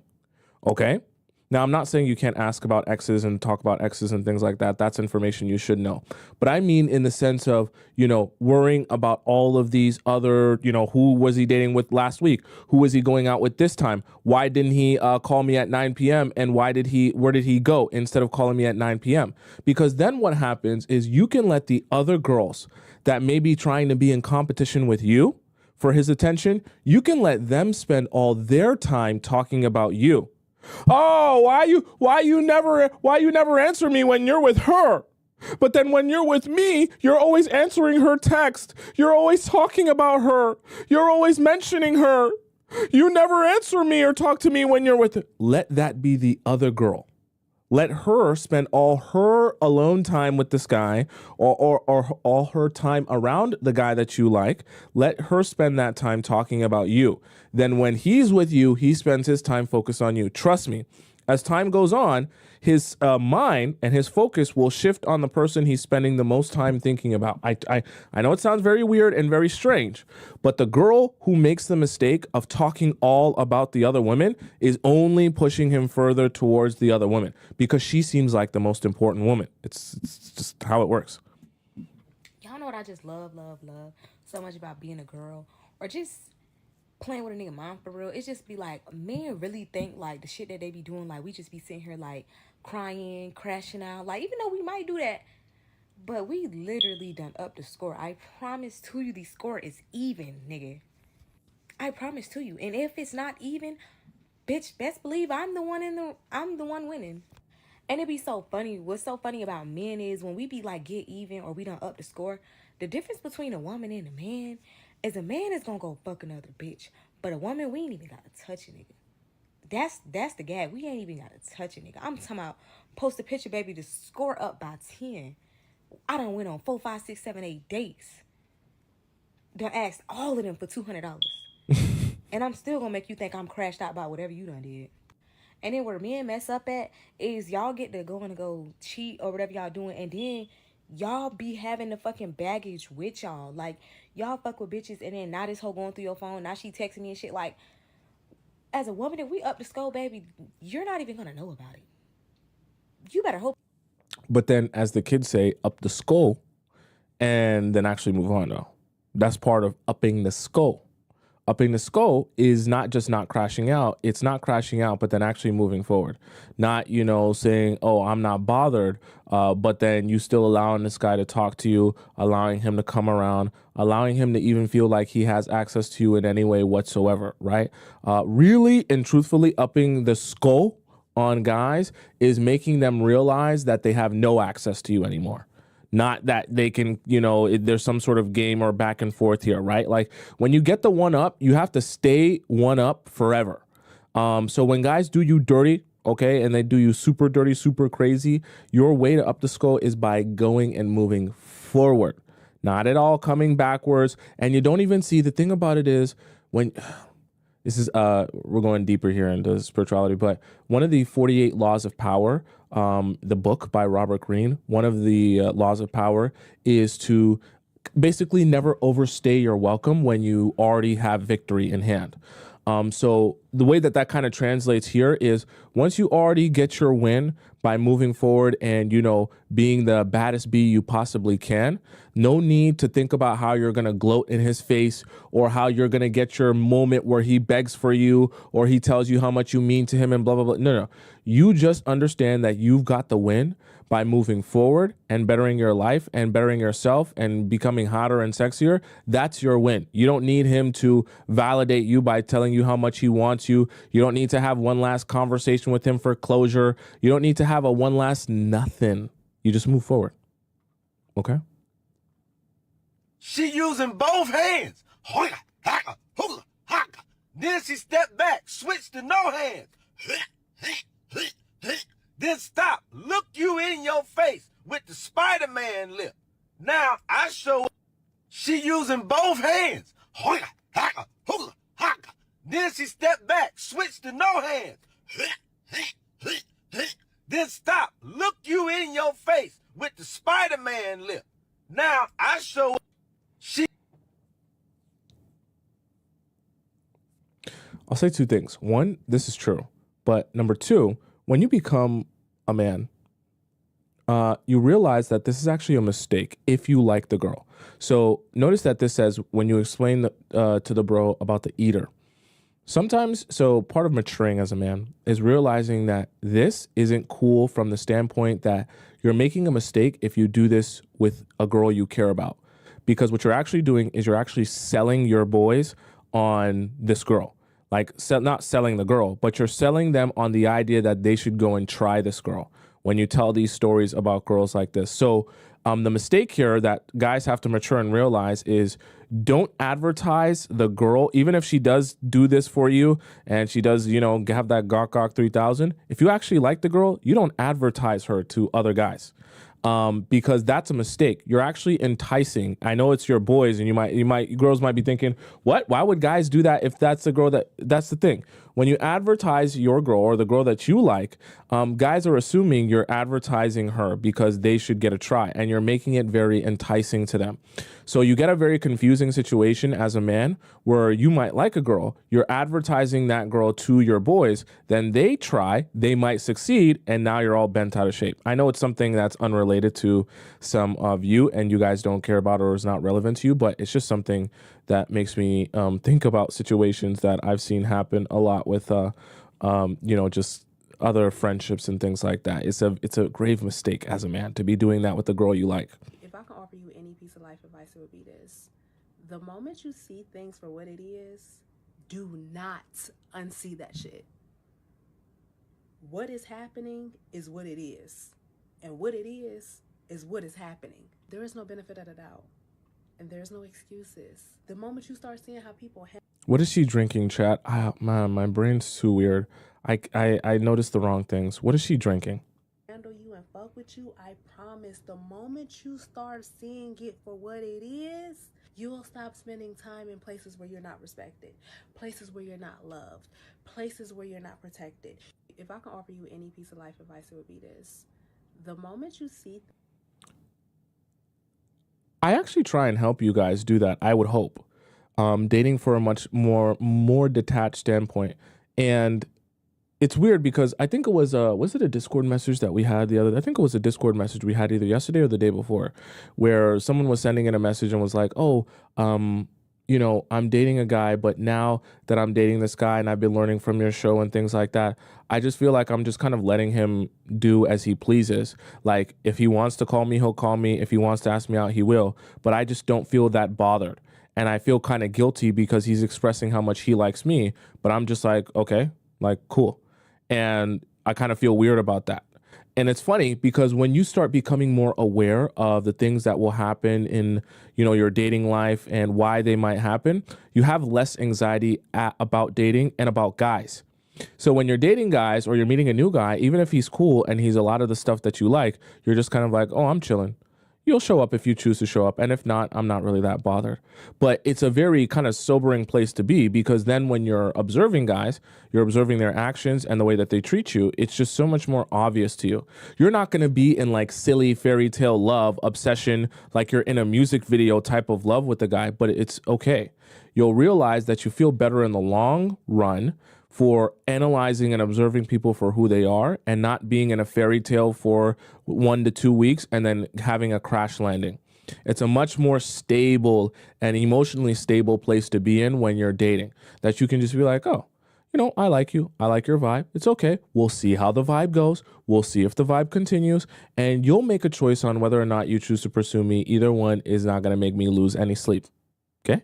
It's not going to be as, of an emotional roller coaster as the way you were probably dating before, but I promise you, you'll be at more peace and you'll have more time and energy to do other things, which should hopefully include investing back into yourself. Okay? All right, chat, let's hop into our next part of the show. You should know what's coming. I hope you know what's coming. It's a special time. It's an amazing time. It's a time where you're going to laugh and you're going to cry. Spam it up in the disc. Huh? What was that? That was a weird sound. Spam it up in the chat if you know what time is coming. It's such an awesome time. Don't look at your watch. Don't look at your clock. Don't look at your phone. Don't look nowhere else in your entire home. I'm going to tell you the time if you don't know the time.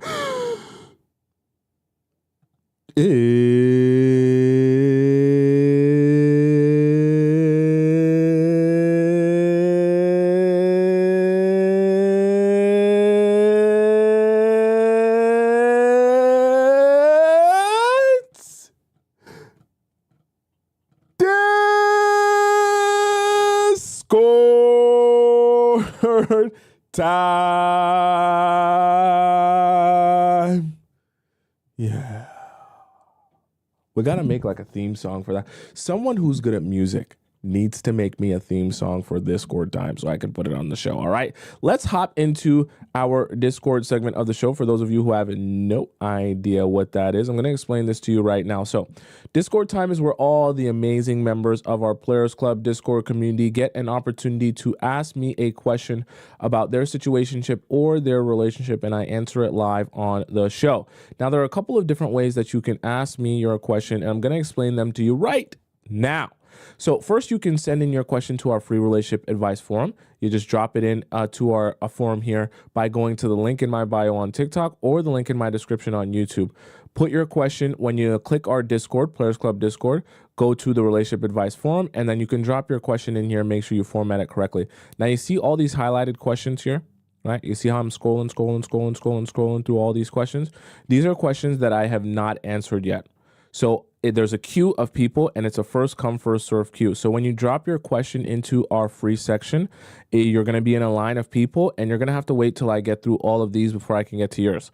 So I'm going to be honest with you. It's probably at how many questions there are. It's going to take me about 2 weeks to get to your question. You can see the oldest one here is like 14 days old. So if you want to get your question answered that way, there is a queue. Now, if you're someone who's impatient and you want to ask me a question, but you don't want to wait that long to get your question answered, that's perfectly fine. There's an alternative here. This is like a skip the line pass. This is our premium relationship advice section. And this is for people who don't want to wait and they want to skip the line because they're going to get their questions answered before I go and read the free section. So the way you get into this is by going to the link in my bio on TikTok or the link in my description on YouTube. Click where it says premium Discord relationship advice. And when you go there, you're going to be prompted to donate to the show. You're also going to be prompted to send in the title of your username, your Discord username, and the title of your question. When you do that, I'm going to get a notification on my phone, and it's going to tell me that that was you and that was your question that you asked. And I'm going to be able to confirm that your question should be in our premium Discord section here. That way people aren't putting their question in who aren't supposed to be here. Then you'll get to skip the line of people because I'm reading all of these out first before I go into reading any of the free section. Okay. Now, if you want to ask me a question, but you don't want your information to be read out on the show, you also have an option here, which is in our private relationship, link or hotline, as we can say. This is where you can ask me a question and send it in to me without it being read out on the show, but you can still get my advice, because when you send in your question through this link, I'm able to receive it. You can type out as much as you want. Then I respond to you with a voice message and I send it back to your email. So you get this by going to the link in my bio on TikTok or the link in my description on YouTube and clicking where it says private relationship advice. And I'll send you like an 8 to 10 minute long voice message advising you on your situation or giving my perspective on it. And it won't get read out on the show. It'll just be me that sees it. Okay. So all of your different ways to send in your question there. Let's hop into our first question of the day here. Okay. I did these yesterday. And this is from today. Okay. All right. Speed dating advice. See comments. Anon Girl 23 says, "Hi, Tommy. I'm 25 and I will be attending a speed dating event next week at a country club." Okay, very interesting. "I've never been to a speed dating event. I need your advice on how to flirt while I'm in these dates, as well as before and after while people are chatting at the bar. From my understanding, each date will be 5 to 7 minutes, and you write on a card if you would like to see them again. If both people want to see each other again, the organizer will share your contact info after the event. I think the organizer will have some questions during the dates as prompts, but I'm not sure how that will work and what kinds of questions they will ask, deep or surface level questions. More than likely, it will probably be something surface level. I'm just making an assumption here. Also to note, in the past, I have been bad at letting guys I like come up to me at bars. If I liked the guy, I would usually go up to him, horrible, horrible, horrible, please never do that again, and start talking, which now, after watching your shows, I know is bad. Good, at least you know now. I am attractive and charming, so when I would go up to guys, they would usually get my contact info. However, now I understand that going up to guys throws off the feminine and masculine dynamic and making me appear more low value, precisely. Thus, I do not want to do that anymore. Good. Also, this will be my first time flirting in 6 months. Been working on myself and now I'm ready to start dating again. I'm trying to understand, 1, how do I let guys that I like know that I want them and to come up to me at the bar? So obviously you're at a singles event. So there's an assumption that everyone at the singles event is a single person and is looking to kind of mingle. So at that event, you don't have to worry about that. The guys who think you're attractive, they will come up to you because that's the whole point of the event when we're talking about the mingling and the bar and things like that. How will I know if the guy has decided, yes, he understands my message and will approach me, or not? He does not want to, or no, he does not want to approach me. So we've actually talked about the eye contact thing.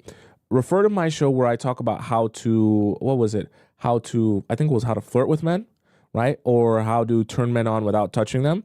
All of those things would kind of apply in that scenario. Your eye contact is going to be your biggest secret weapon to kind of showing guys and inviting them in on whether or not you're interested and open to having a conversation with them. So when you spot the guy you like, try and put yourself in a position where you can actually, see him, and he can see you, and you have a clear line of sight to him. And then every now and again, you're going to catch his eye contact. You're going to hold that gaze a little bit. You maybe even strategically walk past him and then do a little, double back and things like that.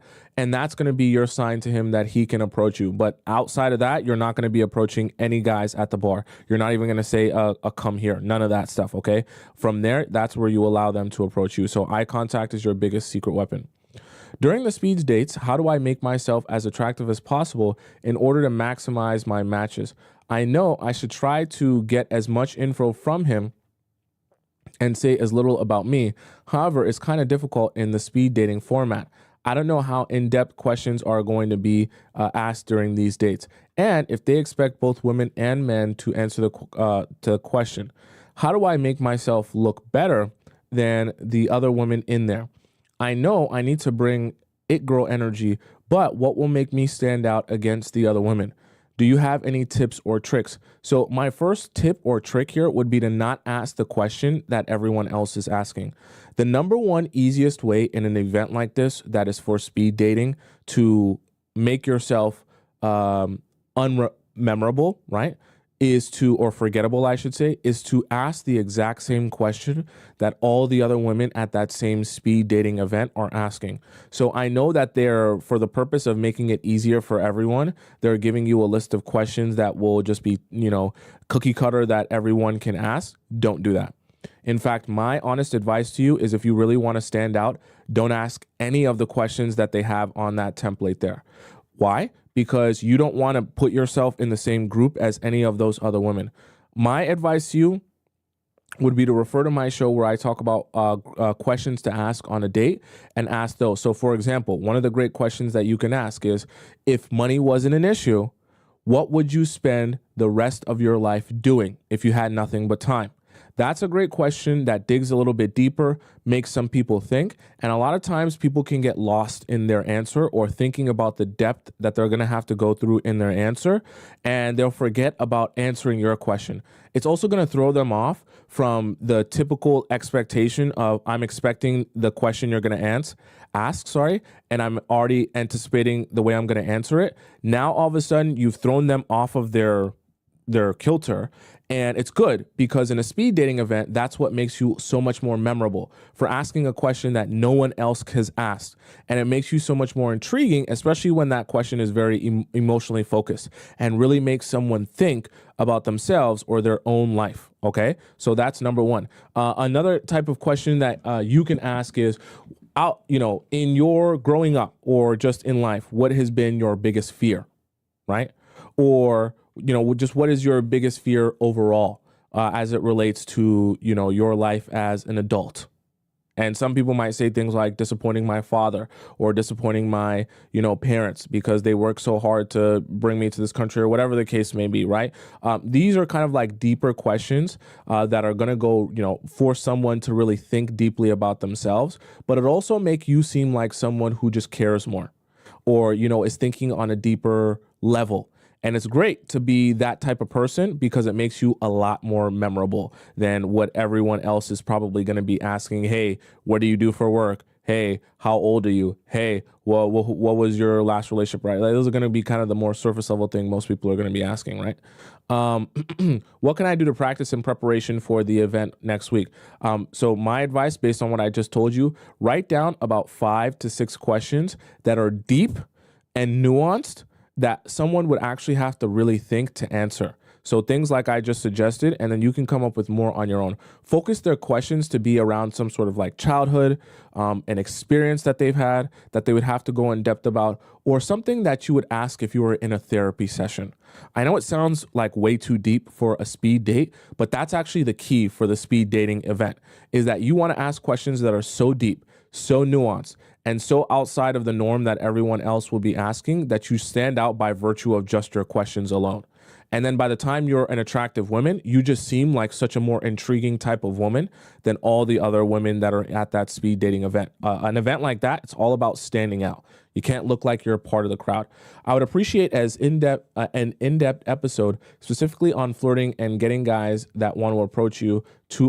You've helped me so much. So for you, in your scenario, eye contact is your biggest secret weapon and is going to be your main weapon here for what you're trying to do in an event like this, because that's just all a guy should need in a speed dating event when he knows that every girl there is single and ready to mingle. That's all he should need for him to know that you are trying to get him to approach you or you're okay with him approaching you. Really and truthfully, any guy who has cojones well, he shouldn't need any more than that if he's at a speed dating event. The whole purpose is to mingle with people. If you're attractive, he thinks you're attractive, and you're giving him signals that you're open to him approaching you, that's all he should need. If a guy needs any more than that, he's too much of a shy soy boy that you shouldn't even bother or waste your time with him anyways. The other thing that I want you thinking about as well is also when you're asking guys these questions that are going to be in-depth and emotional, I also want you getting a sense of what he's about. Because remember, you're not just looking for a guy. Your criteria for men isn't just, does he like me? Your criteria for men is also, does he have direction? Does he know what he wants? Is he intentional in his own life? How does he go about his own life? Because that's going to signal to me how he's going to go about a relationship with me. Don't make the assumption that every guy you meet at a dating event is actually ready to be a husband or ready to build a long-term sustainable relationship. That's not the case. You have to, on a case-by-case basis, evaluate the guy that you're on this speed dating date with and see if this guy actually has the character traits and personality traits that would create a sustainable long-term relationship. That's not going to be every man. So you're also going to have to be kind of vetting that as you're going through, guys. And part of the reason you're asking those questions is because they're more intriguing, but you're trying to get in-depth knowledge. Because it's not just enough for a guy to like you. That should be like, like the easiest surface level thing that you can do is have a guy like you. Your criteria should also be existing of what you expect from a man that you're actually going to take seriously and date seriously, right? And that should be what you're trying to figure out as you're asking those questions, okay? Let's hop into our next question here. This one comes from Chardonnay. Okay. Want to be engaged before moving. Hi, Tommy. I am in a quite peculiar situation with my boyfriend. We are both from different EU countries, so European countries. I am soon going to be 29. I'm from Central Europe, and I met my boyfriend, who's 32 years old, from Scandinavia. While he was living in my country, where we were dating for 1 year and 3 months. Okay. After that, he moved back to his country, oh no, and we have been doing long distance for another 7 months. Soon he's coming back to my country temporarily, max for a few months, and after that, ultimately, the plan is for me to move with him to his country and start our life out there. Okay. We are in love, and we were talking about starting a family, and he brought up marriage twice. Okay. But I should say it was very light mentions. There were no real serious conversations about it. He knows how I view marriage and that for me, it is a big deal, and that basically having a child with a guy that I'm not married to is a nightmare. Fair. But that doesn't ensure anything. In his country, marriage isn't that big of a deal, and many people live together and having children without marriage. But I really hate that concept. So understand this right here. I know you haven't finished your message. You're the woman, right? So he's the man who is going to have to, if he wants you, you have to understand you're the one with leverage. So if your version of happiness is being married and he's telling you that marriage isn't that big of a deal, and, it's not, it's something that can happen or not happen, then by virtue of that, he's actually saying that the best thing to do in this situation is for you guys to be married. Because if you're saying marriage is a big deal, and he's telling you that for him and in his country and in his culture, marriage is not a very big deal, then it should be nothing for you guys to just get married first and then go about your business of doing everything else after that. You see how that works? He's kind of actually talking your point up. And if he really is serious about that marriage is not a big deal, then he should have no problem just marrying you first and then doing all the other stuff. Because there should be nothing having him go against or be against marrying you in that sense, if it's not that big a deal. He knows all that, but again, that doesn't ensure anything. Basically, I'd like to avoid being effed over. I agree. While I don't mind moving to his country, I'm worried to do that just for a boyfriend. I would advise the same thing. I would like us to be engaged if I have to sacrifice my whole life for him. I would 100% agree. I 100% agree. But I don't want to ask for it and push him into it. Also, no man responds well to being pushed into anything, but my man is even an avoidant, so even worse. So you're smart knowing that don't even bother, trying to convince him to do anything that he doesn't want to do. Luckily, he's aware of it and is working on it, but still, how can I communicate this without repelling him or losing my aura? You're funny for saying aura. I like that. Basically, my fear is he won't feel no pressure to marry me. And if I'm going to be in his country, my position will be worse. I just don't want to waste my best years and move my whole life for someone who might or might not marry me. I need some guarantee. You know, I do love him. If you were in my shoes, how would you go about this? Thank you in advance. I'm going to make this super simple for you. And it's going to be so simple, you're going to think to yourself, why didn't I think of this? This is exactly what I want you to do. You're not going to bring this moving topic up anymore. Not at all. Not even a little bit. You're going to continue living your life exactly as you've been living your life. When you said that he's going to come visit you in your country temporarily for about, a little bit, right? I think you said, I can't remember how long temporarily, a few months max, right? So he's going to, spend some more time with you. He obviously likes spending his time with you. He likes dating you. You guys are having a good relationship. You're not going to bring up this moving thing at all. What you're going to allow to happen is anytime he brings up you moving out there with him, tell him, no, I'm not ready for that. It doesn't feel comfortable for me. I know I like you, but you're just my boyfriend and that doesn't feel comfortable for me. Then you're going to leave it. Then, you're not going to talk about it. You're not going to bring it up at all. Then the next time he says, I really wish you were here, you're going to say, yeah, but, I just can't do that. Not with my boyfriend. And every time on the same schedule, every time he brings up you moving out there with him, you're going to say, yeah, I can't do that with my boyfriend. It just doesn't make sense for me. Right? To be doing that with a guy that's just my boyfriend. I love you and I care about you and I want to be with you, but I can't move my life out there and we're just dating boyfriend and girlfriend. That's all you say. You don't talk about marriage. You don't talk about what he has to do or not do. You don't talk about anything else. You just say, I can't move out with you. I can't do that with my boyfriend. Right? It just doesn't make sense for me in my life. That's all you say. The reason I'm saying that is because you're going to allow him to put two and two together. Every time he's coming to you and he's asking you, hey, I would love for you to move out, and you're telling him no every time, he's going to say, okay, clearly I'm getting a no. And clearly this no isn't going to turn into a yes anytime soon. So if I want to change my situation, i.e. get her to move in with me, I'm going to have to capitulate and solve her problem so that my problem can be solved also, and she will be here with me. So then he comes up with the bright idea that he should probably ask you to marry him. That way you will say yes to moving in with him. It's a bright idea, okay? But sometimes you got to let men just feel like a man.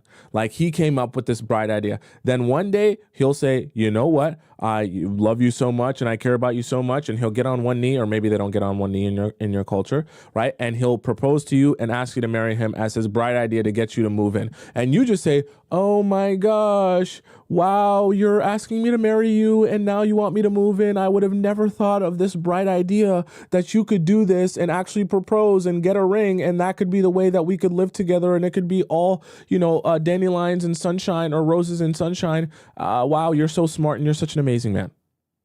Okay? That's all you got to do. Let him come to you about this topic, and every time he brings up this topic, you tell him no because he's just your boyfriend and that's not something you can do. And you leave it at that. Let him put it all together that the best way to get you there is to marry you. And if marriage is such a small little, insignificant deal in his country, then it should be nothing to marry you, if that's the case. If it's not that serious to him, right? And it's not that big a deal or not that big of a commitment, it shouldn't be that hard to do that. Now, on the opposite side of the spectrum, if he's just going to continue saying that and then never actually doing anything to change that situation, your stance is going to continue being the same.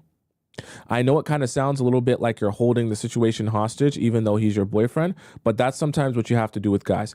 If they're not going to move or progress the relationship forward, you can't be thinking about how you're going to take your step forward, Because you're right. Going out there and moving in with your boyfriend, you automatically lose so much of your leverage as it relates to you getting married to him.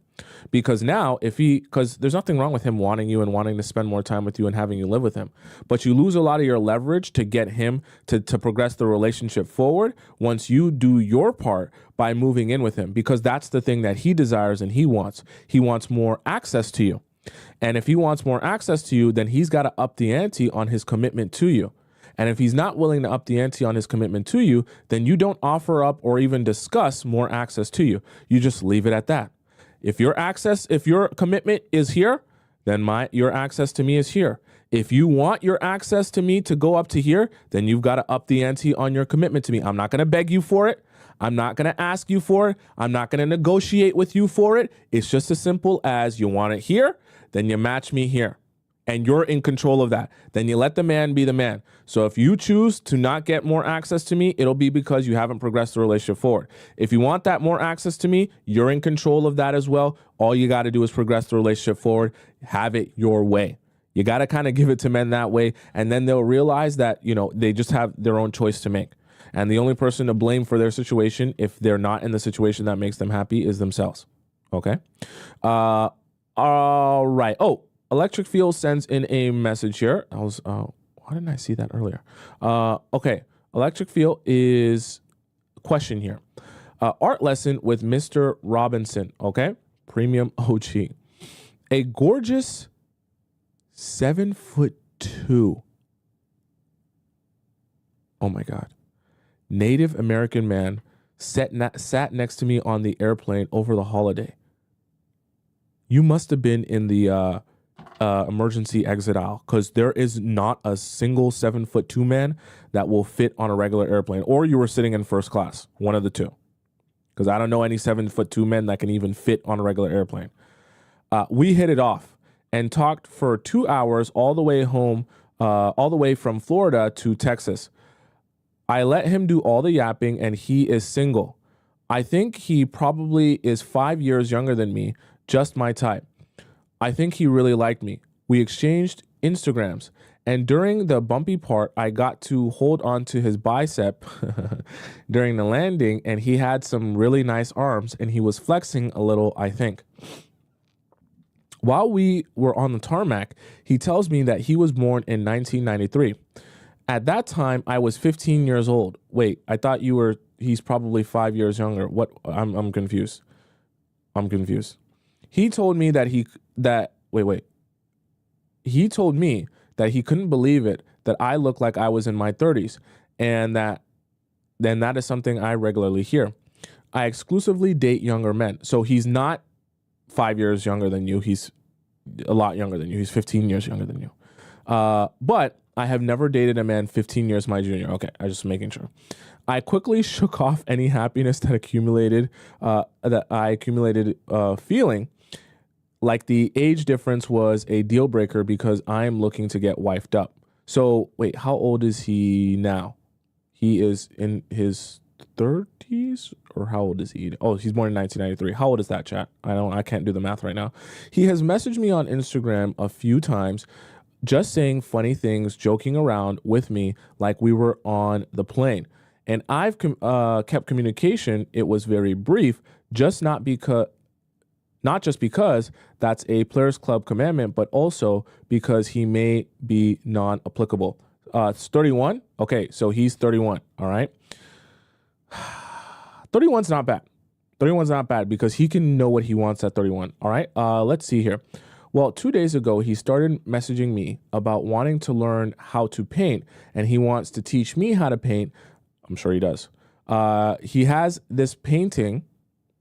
Sorry, he wants me to teach him how to paint, and he has this painting in his mind that he wants to create, and wanted to know how much I charge for lessons. I'm sure he wants a painting lesson. I'm sure he does. He specifically said he wants to use my canvas. I'm sure he wants to use your canvas. I'm sure he wants to use your body as a canvas, my paintbrushes, etc. Since he doesn't have any of that stuff himself, I'm sure he wants to paint something. Yeah, I'm sure he does. I told him maybe, and I asked him if he had a smock. What's a smock? I don't know what that is, chat. Please explain that to me. He did not get the joke. He didn't know what that was. Age gap. I also don't know what a smock is. I'm confused. Someone please. An apron? That's an apron? Oh, okay. I had no idea what that was. I haven't quoted him a price because I feel like that would be weird. He's my airplane buddy, right? Right. He wants to go down. He wants this to go down Monday. He would have to come to my studio, which is in my home. Tomisin, look into the future and tell me what's going to happen. Best case scenario. How do I play this? Is he too hung? I mean, you the best. I was gonna say, wait, what is this? This is a screenshot? What is this a screenshot of? Let's get nosy here. I need to see what this is. Hold on, chat. We're gonna see what this screenshot says here. Hold on, chat. Give me 1 second, chat. All right, we're gonna pull this up. Let's see here. Make sure we can put this up for you. Here. See the image. Okay.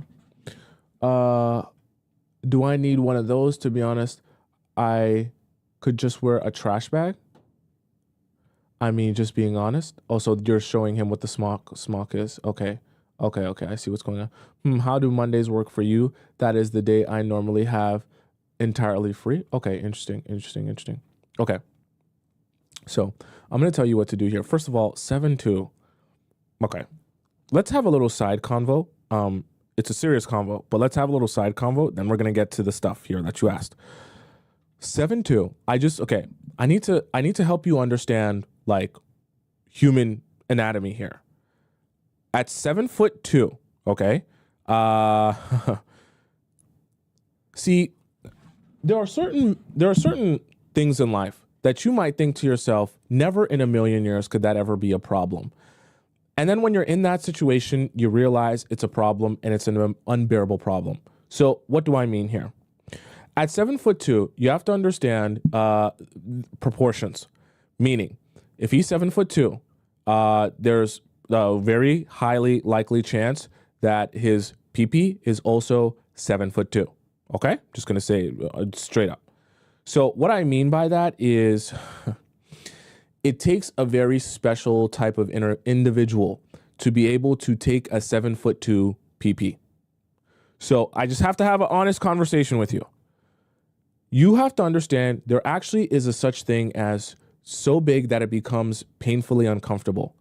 And for certain women, that's not something where you get used to it, or you get to a place where you're like, oh, it's a little bit too big and now, I'm feeling good, or it's all right.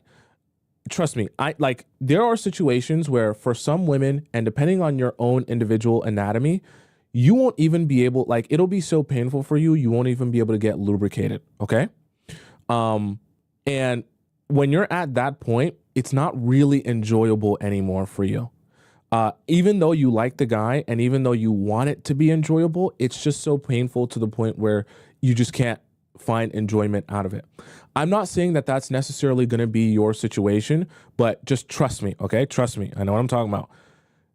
Sometimes, depending on your anatomy as a woman, you could be in a position where it's just not going to work for you. Like his size is not going to work for you.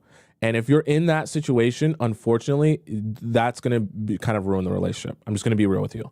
So I'm not saying that that's something you need to know on the first date, but I just want you to be prepared mentally that you might spend all this time with him.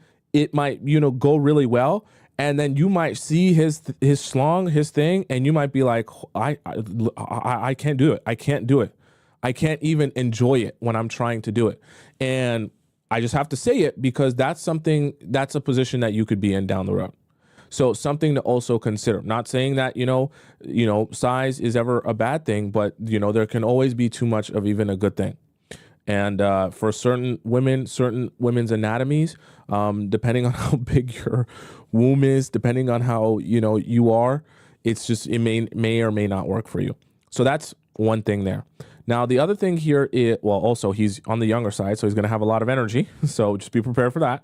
And, but I think here, in terms of him taking steps forward, I think that's good.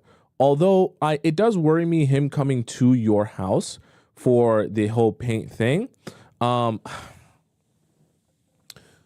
I would love if the two of you, if the date that you guys paint, and I don't know if this is even possible for you, but I would love if the date that you guys paint could be in a place that is not your house.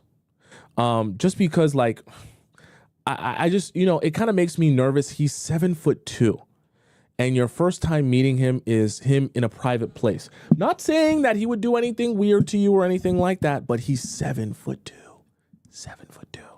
Like that's a large man. So like, let's make the first, if we can make the first date, so this can be something interesting that you can do, Electric Feel. If you live, you know, close to a larger city, see if you can find like a painting class or some sort of place where you guys can go where you can paint together, but in a place where other people are around. Just, you know, just as a little introduction to each other. I know you guys met on the plane, but as a, you know, a little bit more of a softening up, because at 7'2", it's just like that man is so much more stronger and more physically, you know, dominant to you, that it's just like you want to make sure that you're safe around him. Everything is vibes, copacetic, that he's a good guy, that he doesn't have some sort of anger issues, because at 7'2", anger issues out of control at 7'2", it can be very dangerous for you. I just have to be real with you. And I know he probably came across really nice and really friendly when you guys were on the date, but you know, it's just, you know, you want to make sure that things are all good and there are indeed vibes there. I just don't want the first time that you guys spend some real personal time together to be at your house where no one else can see you or hear you scream. Okay, I just have to be real with you. So that is my advice to you. Make it some sort of paint thing where you can either bring your stuff or you guys can have stuff there that could be in a public setting. Maybe a paint class, some sort of, you know, thing that you guys are around other people can see you or hear you scream. Not saying that he would ever do anything weird or wrong to you, but still, this is a stranger, and the stranger happens to be 7'2". Okay, so that's number one. Outside of that, though, let him pursue you. And I think he's kind of doing that. So he's making suggestions. Now, he's made the suggestion to come over to your house and paint. Now, you can make the counter suggestion that why don't we paint at this place, this setting, and I can still teach you like you want to be taught. I can bring my stuff if need be, but you know, now we can meet at this mutual place for both of us. That accomplishes the same goal. So obviously you're not the one leading the date, but you're making a counter suggestion to the suggestion or the thing that he asked of you. Obviously you kind of want to see him, right? So if he's going to be serious about pursuing you in that sense, then that should be, you can allow him to pursue you. I don't think that 31 is a bad age for him to say, you know, I like you and I like your vibe. Now is your chance to kind of feel him out, see what he's about, see how serious he is, and see if he's, you know, your type of vibe. I know you guys met on the plane and had some chit chat. Now is your time to get a little bit more in depth, maybe pull out some of these deeper questions for him about his life, about his dating life and things like that. And just see where things land. It's funny. It's ironic that, you know what I said at the beginning about, you know, maybe he's too big for it to even be enjoyable. That actually might be the reason that he's still single. Which in which case I would, if I were you, I would get to questioning him about his life and maybe why he, you know, feels like he's still single at this point. Honestly, I'm going to be real with you. That could honestly be part of the reason. He might have met some girls that he liked, and then by the time it came to the intimacy, they were just like, honestly, I can't do this because at 7'2", you're literally killing me, and I feel like I'm dying. So for some women, it could just be a situation where they couldn't enjoy it. So that could be something to consider, and also consider how much you're willing to fight through the pain. If you enjoy pain, you're a masochist or whatever it is, and you enjoy pain, hey, maybe this is your type of guy. But if you're very sensitive to that type of thing, maybe you might have to start reconsidering and asking yourself some more questions, okay? I seen someone ask Electric Feel, how tall are you? I don't think there's any height that you could be prepared for a 7'2" man. So just gonna put that out there, all right? So yeah, it's going to be, you're in for quite a treat. I'll say that. All right. Let's hop into our next question here. Let's see, in our free section, let's scroll down here. Oh yeah, I skipped one from LP Baby yesterday. So let me do her one today. Oh, oops. No, this was from yesterday where she said she found new suitors, right? So then this one is the one that I skipped. This is texting advice for textaholics. Okay. So LB Baby says, "Hi Tommy, what advice can you give me on how to reply to men via messages with the goal to move things forward, but also letting the man come to that realization themselves, but also showing interest as a woman?" Excuse me. I know this is a delicate balance and this is hard for me.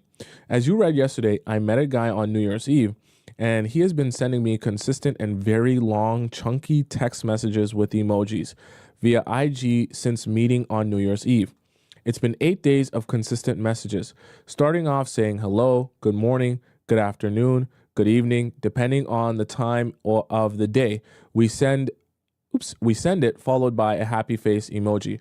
For context about me, yes, I am a 33-year-old Latina, as you kept mentioning when describing my antics, and I am one of your self-proclaimed star pupils. So I already listened and re-listened to your live episodes on the following topics: what not to text men and how to get men to chase you, how to use a man's ego to chase, and how to pace men into falling in love. Greatest hits. As I prepare for my upcoming date with this new guy, I'm praying to God that I don't mess this up for my own healing's sake, and also because I don't want to emotionally damage this or any guy I like I did my last ex, the crusty gamer shy bi guy with the ex-girlfriend besties. I know I can upgrade from here. Anywho, because I watched your lives, I have a general understanding of what not to text, aka no trauma dumping, negativity, no reminder text, but I have a bad habit of also matching energy and texting long, lengthy text messages with lots of emojis. Don't do that, it's unnecessary. I feel like this new guy is totally my vibe because he also texts the same way I do. I love that so much because this guy is just like me. Okay.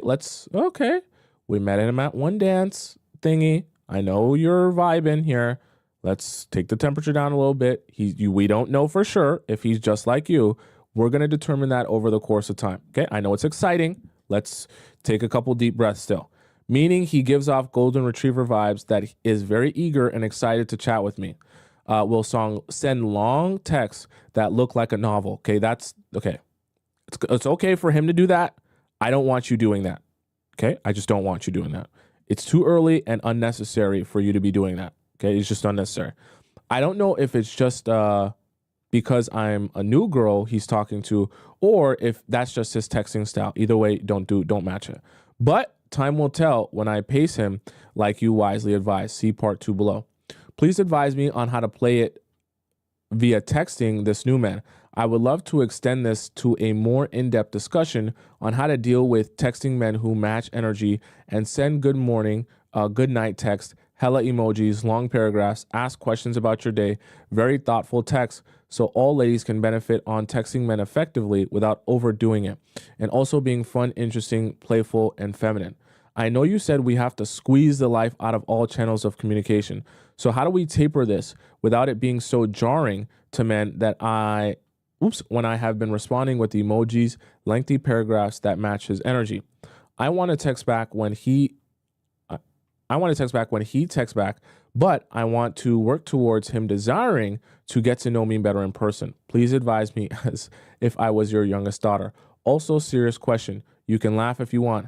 I should probably DJ before meeting up with him, right? If you've mentioned this a couple times, so I feel like this is actually a little bit of an issue for you. So my advice to you would be yes. If you have a monster within you and you get really, really horned up, especially if you're feeling a guy, my advice honestly to you would be yes. Just because to make you a little bit more, have a little bit more of a clear mind, if you need to have 2 or 3 orgasms, I really mean that, do that. Because it's better for you to be in that position where you're a little bit more level-headed and clear-minded than for you to be built up. You go out onto the date and then now all of a sudden he's talking to you and now you're really worked up. I don't want that for you. All right, I really don't, because that can be mistakeville. I won't drink or be alone with him, or at least whatever it takes to keep my wits about me. Please do everything, right? No drinking, please no smoking, because for some people getting high can also get them really horned up. And yeah, please DJ yourself if you're someone who has a monster within you when you start to like a guy. I need all the wits I can muster. Recall, this guy is 34 years old, charming, fiery Latino man. Thanks again, Tomisin. An example of the length text He's the black bubble below. Okay, so oh wow, he be sending them. He be sending them. Obviously, we can't read most of this, but yeah, he be sending them long texts. Okay, so LP baby, my advice to you, I'm gonna keep this very simple for you so that you can follow this very easily. So you're gonna replace your long text of. So this is the thing. When you send long texts, you have to also think to yourself, what are you actually talking about? Don't get into the trap of sending long texts talking about how much you're looking forward to seeing him on the next day. It's just unnecessary. Let him build his own anticipation and tell you, like, let him be Romeo, okay? Let him send you all these love letters. Guys like doing that. They like sending long love letters when they're really infatuated with a girl. Let him do all of that.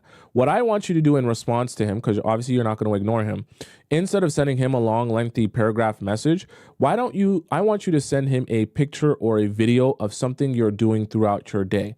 So whether it be you decided to go out and tend to your garden, whether it be you decided to go to another dance class yourself, whether it be you are going out to a restaurant, you don't have to send him pictures of just yourself, but send him pictures and videos of what you're doing throughout the day. I know it sounds kind of strange, but this is a good way to, like, keep some sort of conversation going, make him, still feel like you're interested in what's going on. But then it's more of like a focus on you. So now he's oh, what were you doing at this time? Or I see you went there, right? You're kind of showing him that you have a life. And you're showing him that you do things throughout your day. And it's a good reminder that he's not the be all and end all of your life. And, you might show him or take pictures of some things that you're doing. He's like, oh, I would love to do that with you, or I would love to join you. It also creates a little bit more conversation. Now, I'm not saying you got to then start talking to him a whole bunch after that, but it's a good way to just show him, even when I'm not answering you, I'm doing things because I have a life and I do like talking to you, but like my life goes on outside of you. So it's kind of the best of both worlds. It's a good way to kind of balance that out. And then when it comes to actually texting him, then I want you to kind of just text him more of in a tamed way. What I mean in a tamed way is you're not going to be Juliet, okay? You're not sending him long, lengthy love letters or anything like that, okay? I'm not saying you can't add emojis, but there is no need to match his energy. There's honestly just no need. Just keep it where he's the one sending you long, lengthy paragraphs, and you can respond to what's necessary, but don't feel the need to pack your messages to feel the same as his messages feel to you. The reason I say that is because, as weird as it sounds, guys love being infatuated and obsessed and in love with a girl. What they don't love as much is feeling like that girl is obsessed and infatuated with him. I know it sounds very weird. They like to long for you. They like to be such deep in romance that they're sending you this novel and that novel and this novel. They love to build their own anticipation to see you again and spend time with you again. They love to chase you and pursue you. Let them do that. Let this guy do that. Okay? Let him have his way. Don't feel it's necessary to match any energy. I'm not saying you ignore him, but you just answer the questions that he's asking you. You're not trying to put your own, do your own one back to him. Let him send his novels. Let him send his lengthy messages. And you just, oh, thank you. Oh, he's complimenting you. Oh, I can't wait to see you. Oh my gosh, I've been thinking all day about you. Oh my gosh, I'm just imagining in my head how amazing it was to spend that time. Oh, thank you. I appreciate that. Oh, that's so sweet of you. Da da da da da. Okay? Don't make it too overly lengthy and overly too drawn out. Then when you do your own little talking back and forth to show him your interest, you let him see what you've been doing throughout the day. And that can be a way of him realizing, hey, she be doing things throughout the day, not just sitting around waiting for me to text her, but also clearly, right, she has a life, and that is interesting to me. So she's more fascinating to me, and it gets kind of his focus more on you and what you're doing with your time and what you're doing with your life, right? So I think it kind of is the best balance there to still make it interesting, make him feel like you're interested in him, but also not making the mistake of like turning yourself into a love letter writer that he then says, okay, now I'm bored type of thing. Okay. Let's go into our next question here. So many questions, so little time. Violet. Okay. Violet says, am I initiating pineapples too much?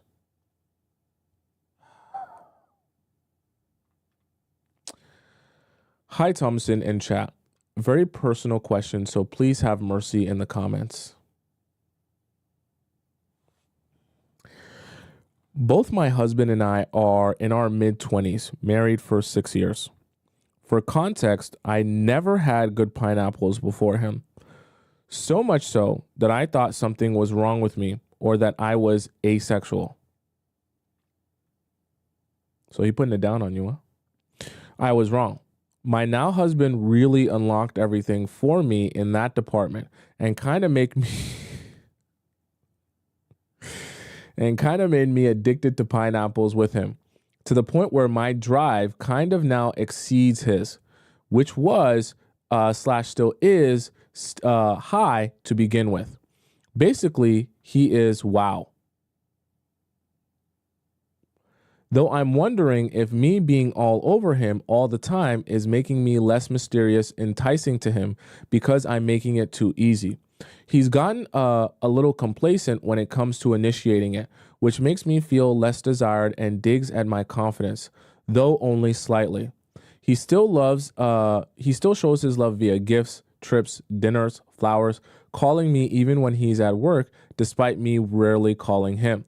I've spoken to him about initiating it more, but honestly, I think I'm maybe just not giving him a chance / space to want it first. Could that be a problem, or is this okay? If anyone was wondering about the frequency of this whole thing, it's pretty much daily, occasionally twice a day. The longest we go without it is maybe 3 to 4 days max, and even that frustrates me. You're a fiend. You're a fiend. I know it probably sounds a bit out of hand, but everyone's got a thing, right? It's fine. Like some people are addicted to food or shopping. In that context, it sounds less crazy, right? Right. Okay. So my honest advice to you, Violet, because the situation can be helped. It is good for men to come to you. You don't want it to be a situation, especially as it relates to pineapples, that you're always the one initiating. Now, here's how you do this strategically. I'm going to give you 2 very key, important pieces of advice. You're in a place where you're already married to this guy. So all of this stuff about, trying to keep your, the respect and the boundaries stuff, that's out of the window. Not that you're not going to have boundaries or self-respect, but like when it comes to like intimacy and sex, it's time to get down and dirty now. So for those of you who are still figuring out your relationships, just plug your ears. This ain't for you. This is for Violet, who's in a relationship now. You got to get stuff popping. You want to make it now. You got to get nasty. This is your man now. You're going to get nasty now. So now what I want you to do is you're going to have a day, one of these days here, dedicated to, you're going to go on a date with him, but this date isn't going to be your typical date. This date is going to be your sex date. And I don't mean like you're going to say, oh, we're going to have sex this date. This date you're going to have in your mind, you're going to ask him, like put it in a place where you guys can be together, just kind of alone, hopefully like in the house. But as you guys are having this date, maybe you just decide to cook in this date. I want you to turn the conversation sexual. And I don't mean from the standpoint of, oh, I want to sleep with you or I'm horned up. I want you to start asking very particular questions to him because I want you to dig deeper for this reason. And I'm going to explain this to you. I want you to start asking him things that are going to help you better understand what his KINKSs are and what his FETISH are. Okay? Because you now want to go a level deeper with him. You want to get nasty with him, but it's very important to understand what his version of nasty is, what he really, really enjoys. Sometimes, and this might sound weird, you could be married to a guy and not really know what he really, like the nasty stuff he's really into. Because some guys, they suppress that with the women that they really have a lot of respect for because they feel like, oh, I don't want to not show you or treat you in a way that I would treat, an SLUT, right? Because I have respect for you. Sometimes that can be a little bit of a disconnect for guys when they really respect you.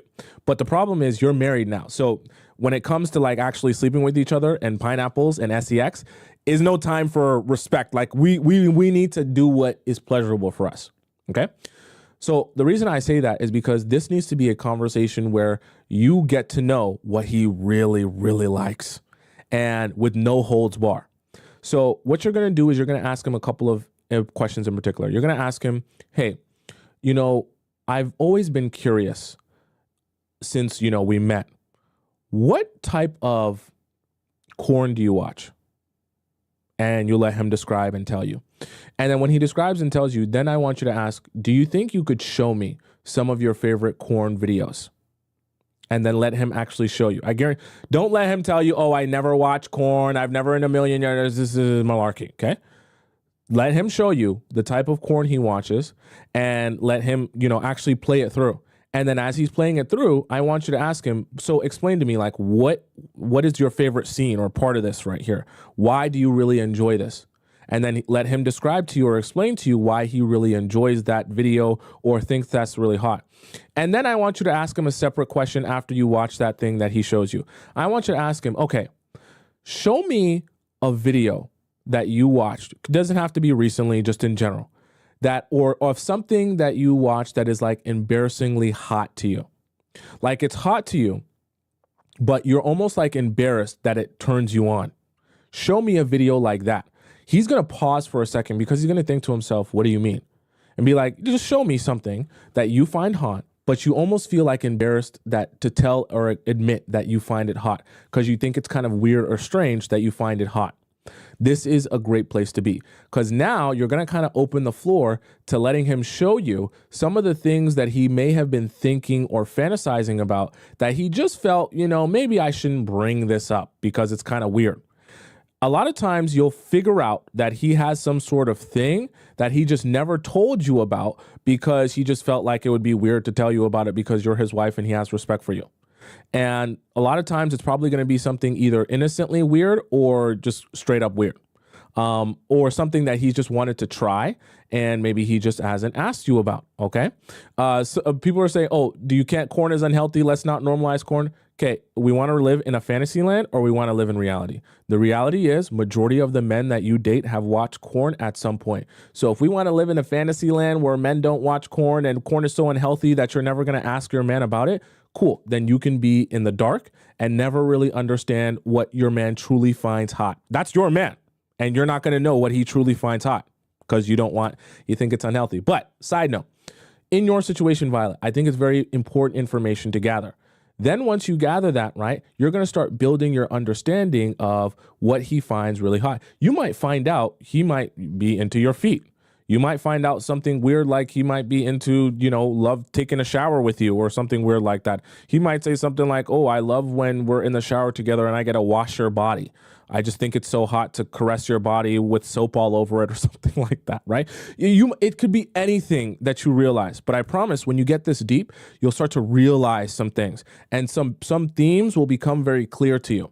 Now, what you're going to do with that information is you're going to use that to set up the initiating of when you guys start sleeping together. So let's just say for the sake of example, he's really into showering with you. You've noticed that he shows you a lot of videos that have to do with showering together. And that's the stuff that he finds really interesting or fascinating because he just likes touching the body with the soap and the whatever. Now, when you're in the shower together, you can start asking him things like when you want it, you can start saying things like, hey, you want to come take a shower with me? And then when you guys are in the shower together, you'd be like, hey, can you rub this soap on me? Or can you scrub my body or whatever the case may be? Or can you bathe me? I know it sounds very weird, but see, now you're asking him something that is supposed to be non-actual, but now you know that this is turning him on. Right? And you know that he has a little bit of a thing for this. So when you're asking him to scrub down your body or you're asking him to rub the soap all over your body, you know that this is going to get him horned up and get him worked up to actually, make the thing happen. But you're playing your innocent role because now you have information, right? You see what you did here is gather a lot of information. So now you know how to trigger your man. I know it sounds kind of weird, right? Now that you have information on how to trigger your man, you can do that innocently, knowing that that's going to lead to him saying, I want to do this right now. And now that can be the thing that you just spam over and over again anytime you want to get him worked up and excited. So in what I'm saying in general is understanding the context of what he's into will be very important of understanding how to trigger him. So anytime you want, to sleep with him or you want him to do initiating, you know what actually turns him on, that you won't have to actually do any initiating. You just set up the situation that you already know is going to turn him on. And then you let, a man be a man from there. Because I guarantee you, when you pinpoint whatever that theme is that he's really into, it's going to turn him on every time you do it. So once you get to that thing and you're able to pinpoint that thing, you don't have to worry about doing anything else but that. And every time you want it, you just spam that. Okay? Because then you'll have the real information. Okay, whatever the case, whatever it is that he is into. Okay, that is my advice to you. And then you won't even have to be the one that is having that happen to you. Okay, all right. Let's go on to our next question here, which comes from, let's see, T-Hat. All right. Should I be incentivized, I think you meant to say, with my money. I think that's how you meant to say it. I'm 29 and he's 38. A year now in our relationship, he gives me money often without asking. Last week, he suggested that we go on a date in a hotel. Or on a day enjoyment in a hotel. What does a day enjoyment mean? What does that mean? I'm not sure what that means. Because my place is close to the expensive hotel he suggested. I lodged in first, and he came to meet me later around 10 p.m. Immediately, he was done at his workplace. Because I arrived first, I paid the hotel bill and the feedings that went down before he joined me later that night.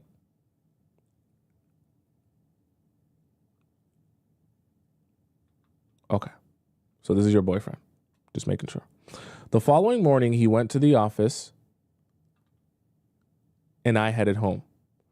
He called me that morning and I reminded him to send me my money I paid for the hotel bills.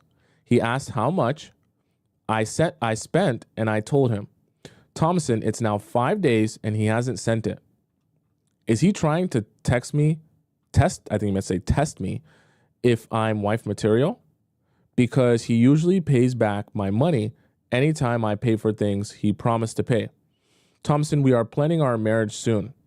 Should I stop asking or keep on repetition in his ears? Though I only asked twice and his response is, I will send it. He is really rich. In case you want to ask of his capabilities or capacities, should I be gentle in asking? So it actually you meant to say intensified. Intensified in asking or stop asking.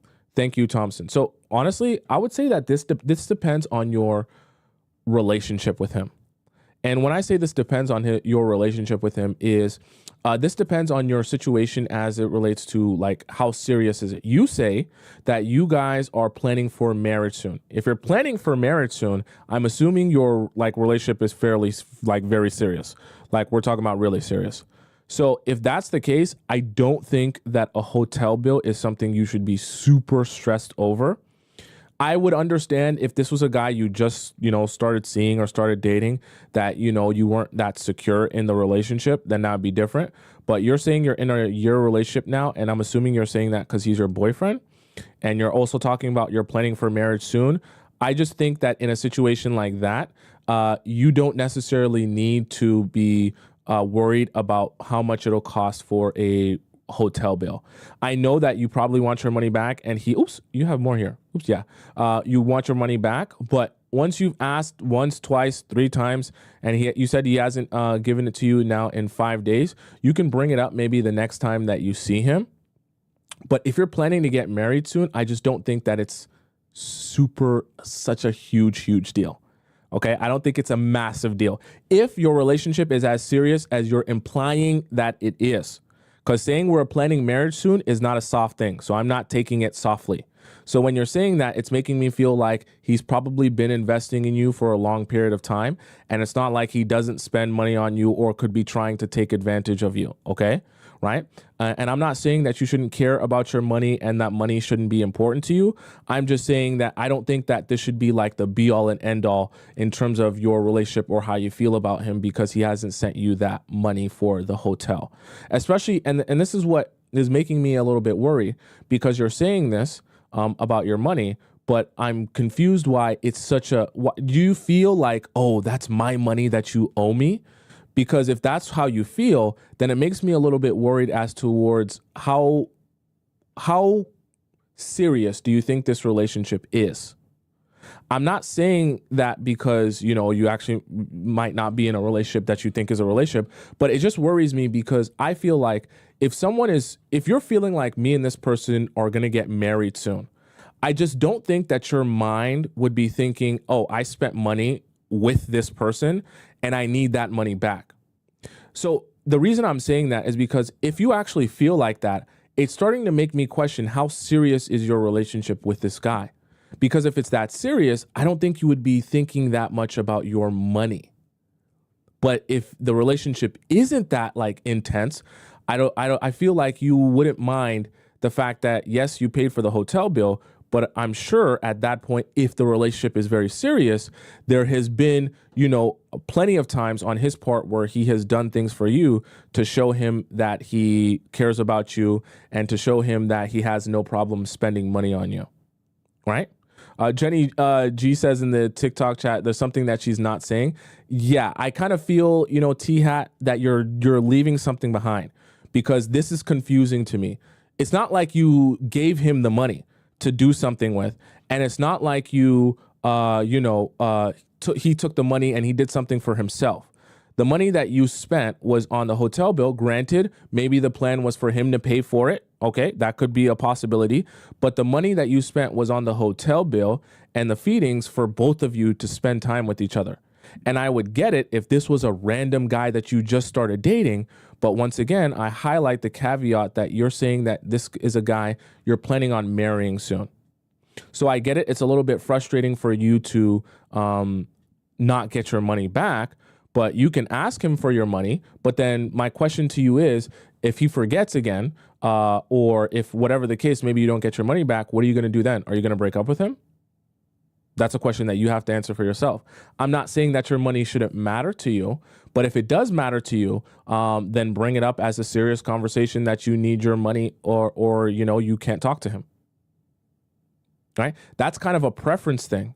And so if the money matters that much to you, then you bring it up time and time again until you get your money. But it's just making me a little bit confused. I'm a little bit confused why you're so adamant on the money that you spent on the hotel that you guys are both enjoyed. I get it. He said he probably would pay for it and he probably forgot. So if you bring it up again and then he still, doesn't pay you back or whatever the case may be, and if the money is that important to you, then go ahead and say, look, I'm not going to date you anymore until you give me my money. If you care about money that much. But if you're thinking to yourself, look, the money is not the difference between me being in a relationship with him or not, then you can bring it up again when you see him again. But then at a certain point, you have to decide what you're willing to do or not do. Okay, right?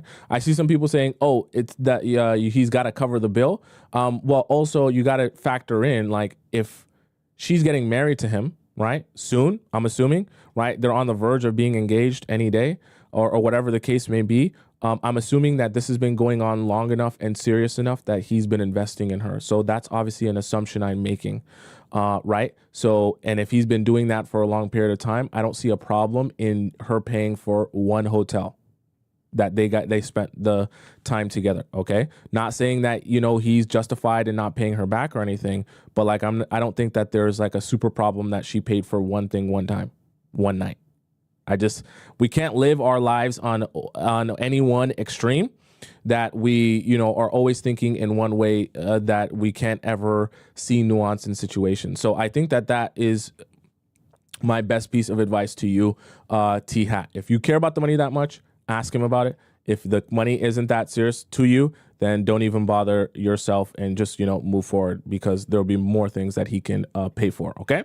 All right. That is the show for today. For those of you who have any questions for me or questions that you want answered, whether you go into the free section, the premium section, or the private relationship section, you can ask all of those questions to me by going into the link in my bio on TikTok or the link in my description on YouTube. You can ask your question that way, whether in our Discord or whether in our free or premium section, or sorry, in our private section there in my hotline. All right. For those of you who are watching the show and you're watching it on TikTok and you want to follow me on Instagram, my Instagram is just above my head on the top left corner of the screen. It is Tomisin_Atub. Okay. TOMISIN_ATOB. For those of you on YouTube, it is the same thing at the bottom in the description. Nicole donates $5 in the YouTube chat. She said, this makes so much sense. Any tips on getting him to think and focus on and talk about us? Great show as always. Thank you for the $5 donation. Are you talking about focus on us as it relates to, was it about the speed dating? Is that when you sent in that question? Or are you talking about getting him to focus and talk about us just in general? Or are you talking about when I talked about that earlier during our React segment? If you're talking about when I talked about it during the React segment, it's literally just by when you go out on a date with him, you allow the date to be about you and him. You know what I mean? And talk about yourselves and talk and allow him to focus on his relationship with you. Not making the mistake of having the time that he goes on a date with you, you're talking about another girl that you've seen him liking her pictures, or you've seen him chatting her up, or this and that. That's the mistake that you don't want to make, okay? All right. For those of you who are wanting to catch me live and direct on an everyday basis, let me even mention this before. For those of you who are on TikTok watching the show and you came late or you missed parts of the show, you can always get access to the show by going to my YouTube channel just above my head on the top right corner of the screen. My YouTube channel is just Tomisin. You don't even have to type in my last name. Just type in my first name. And then when you go into my YouTube channel, you'll be able to see this live stream. If you go into the live section and all the other live streams I've done since the beginning of time, and you'll be able to get the YouTube and TikTok live chat embedded in the video so you don't miss even a second of conversation. Okay. For those of you wondering what times I get on every weekday, Monday to Friday at 4 p.m. Eastern Standard Time. So I'll be here tomorrow at 4 p.m. EST. You got to figure out what time that is in your time zone. Until we meet again tomorrow, I bid you adieu, arrivederci, au revoir, hasta la vista, sayonara, ciao, salam, adios, bon voyage! And I'll see you again tomorrow at 4 p.m. Eastern Standard Time. I love you so much.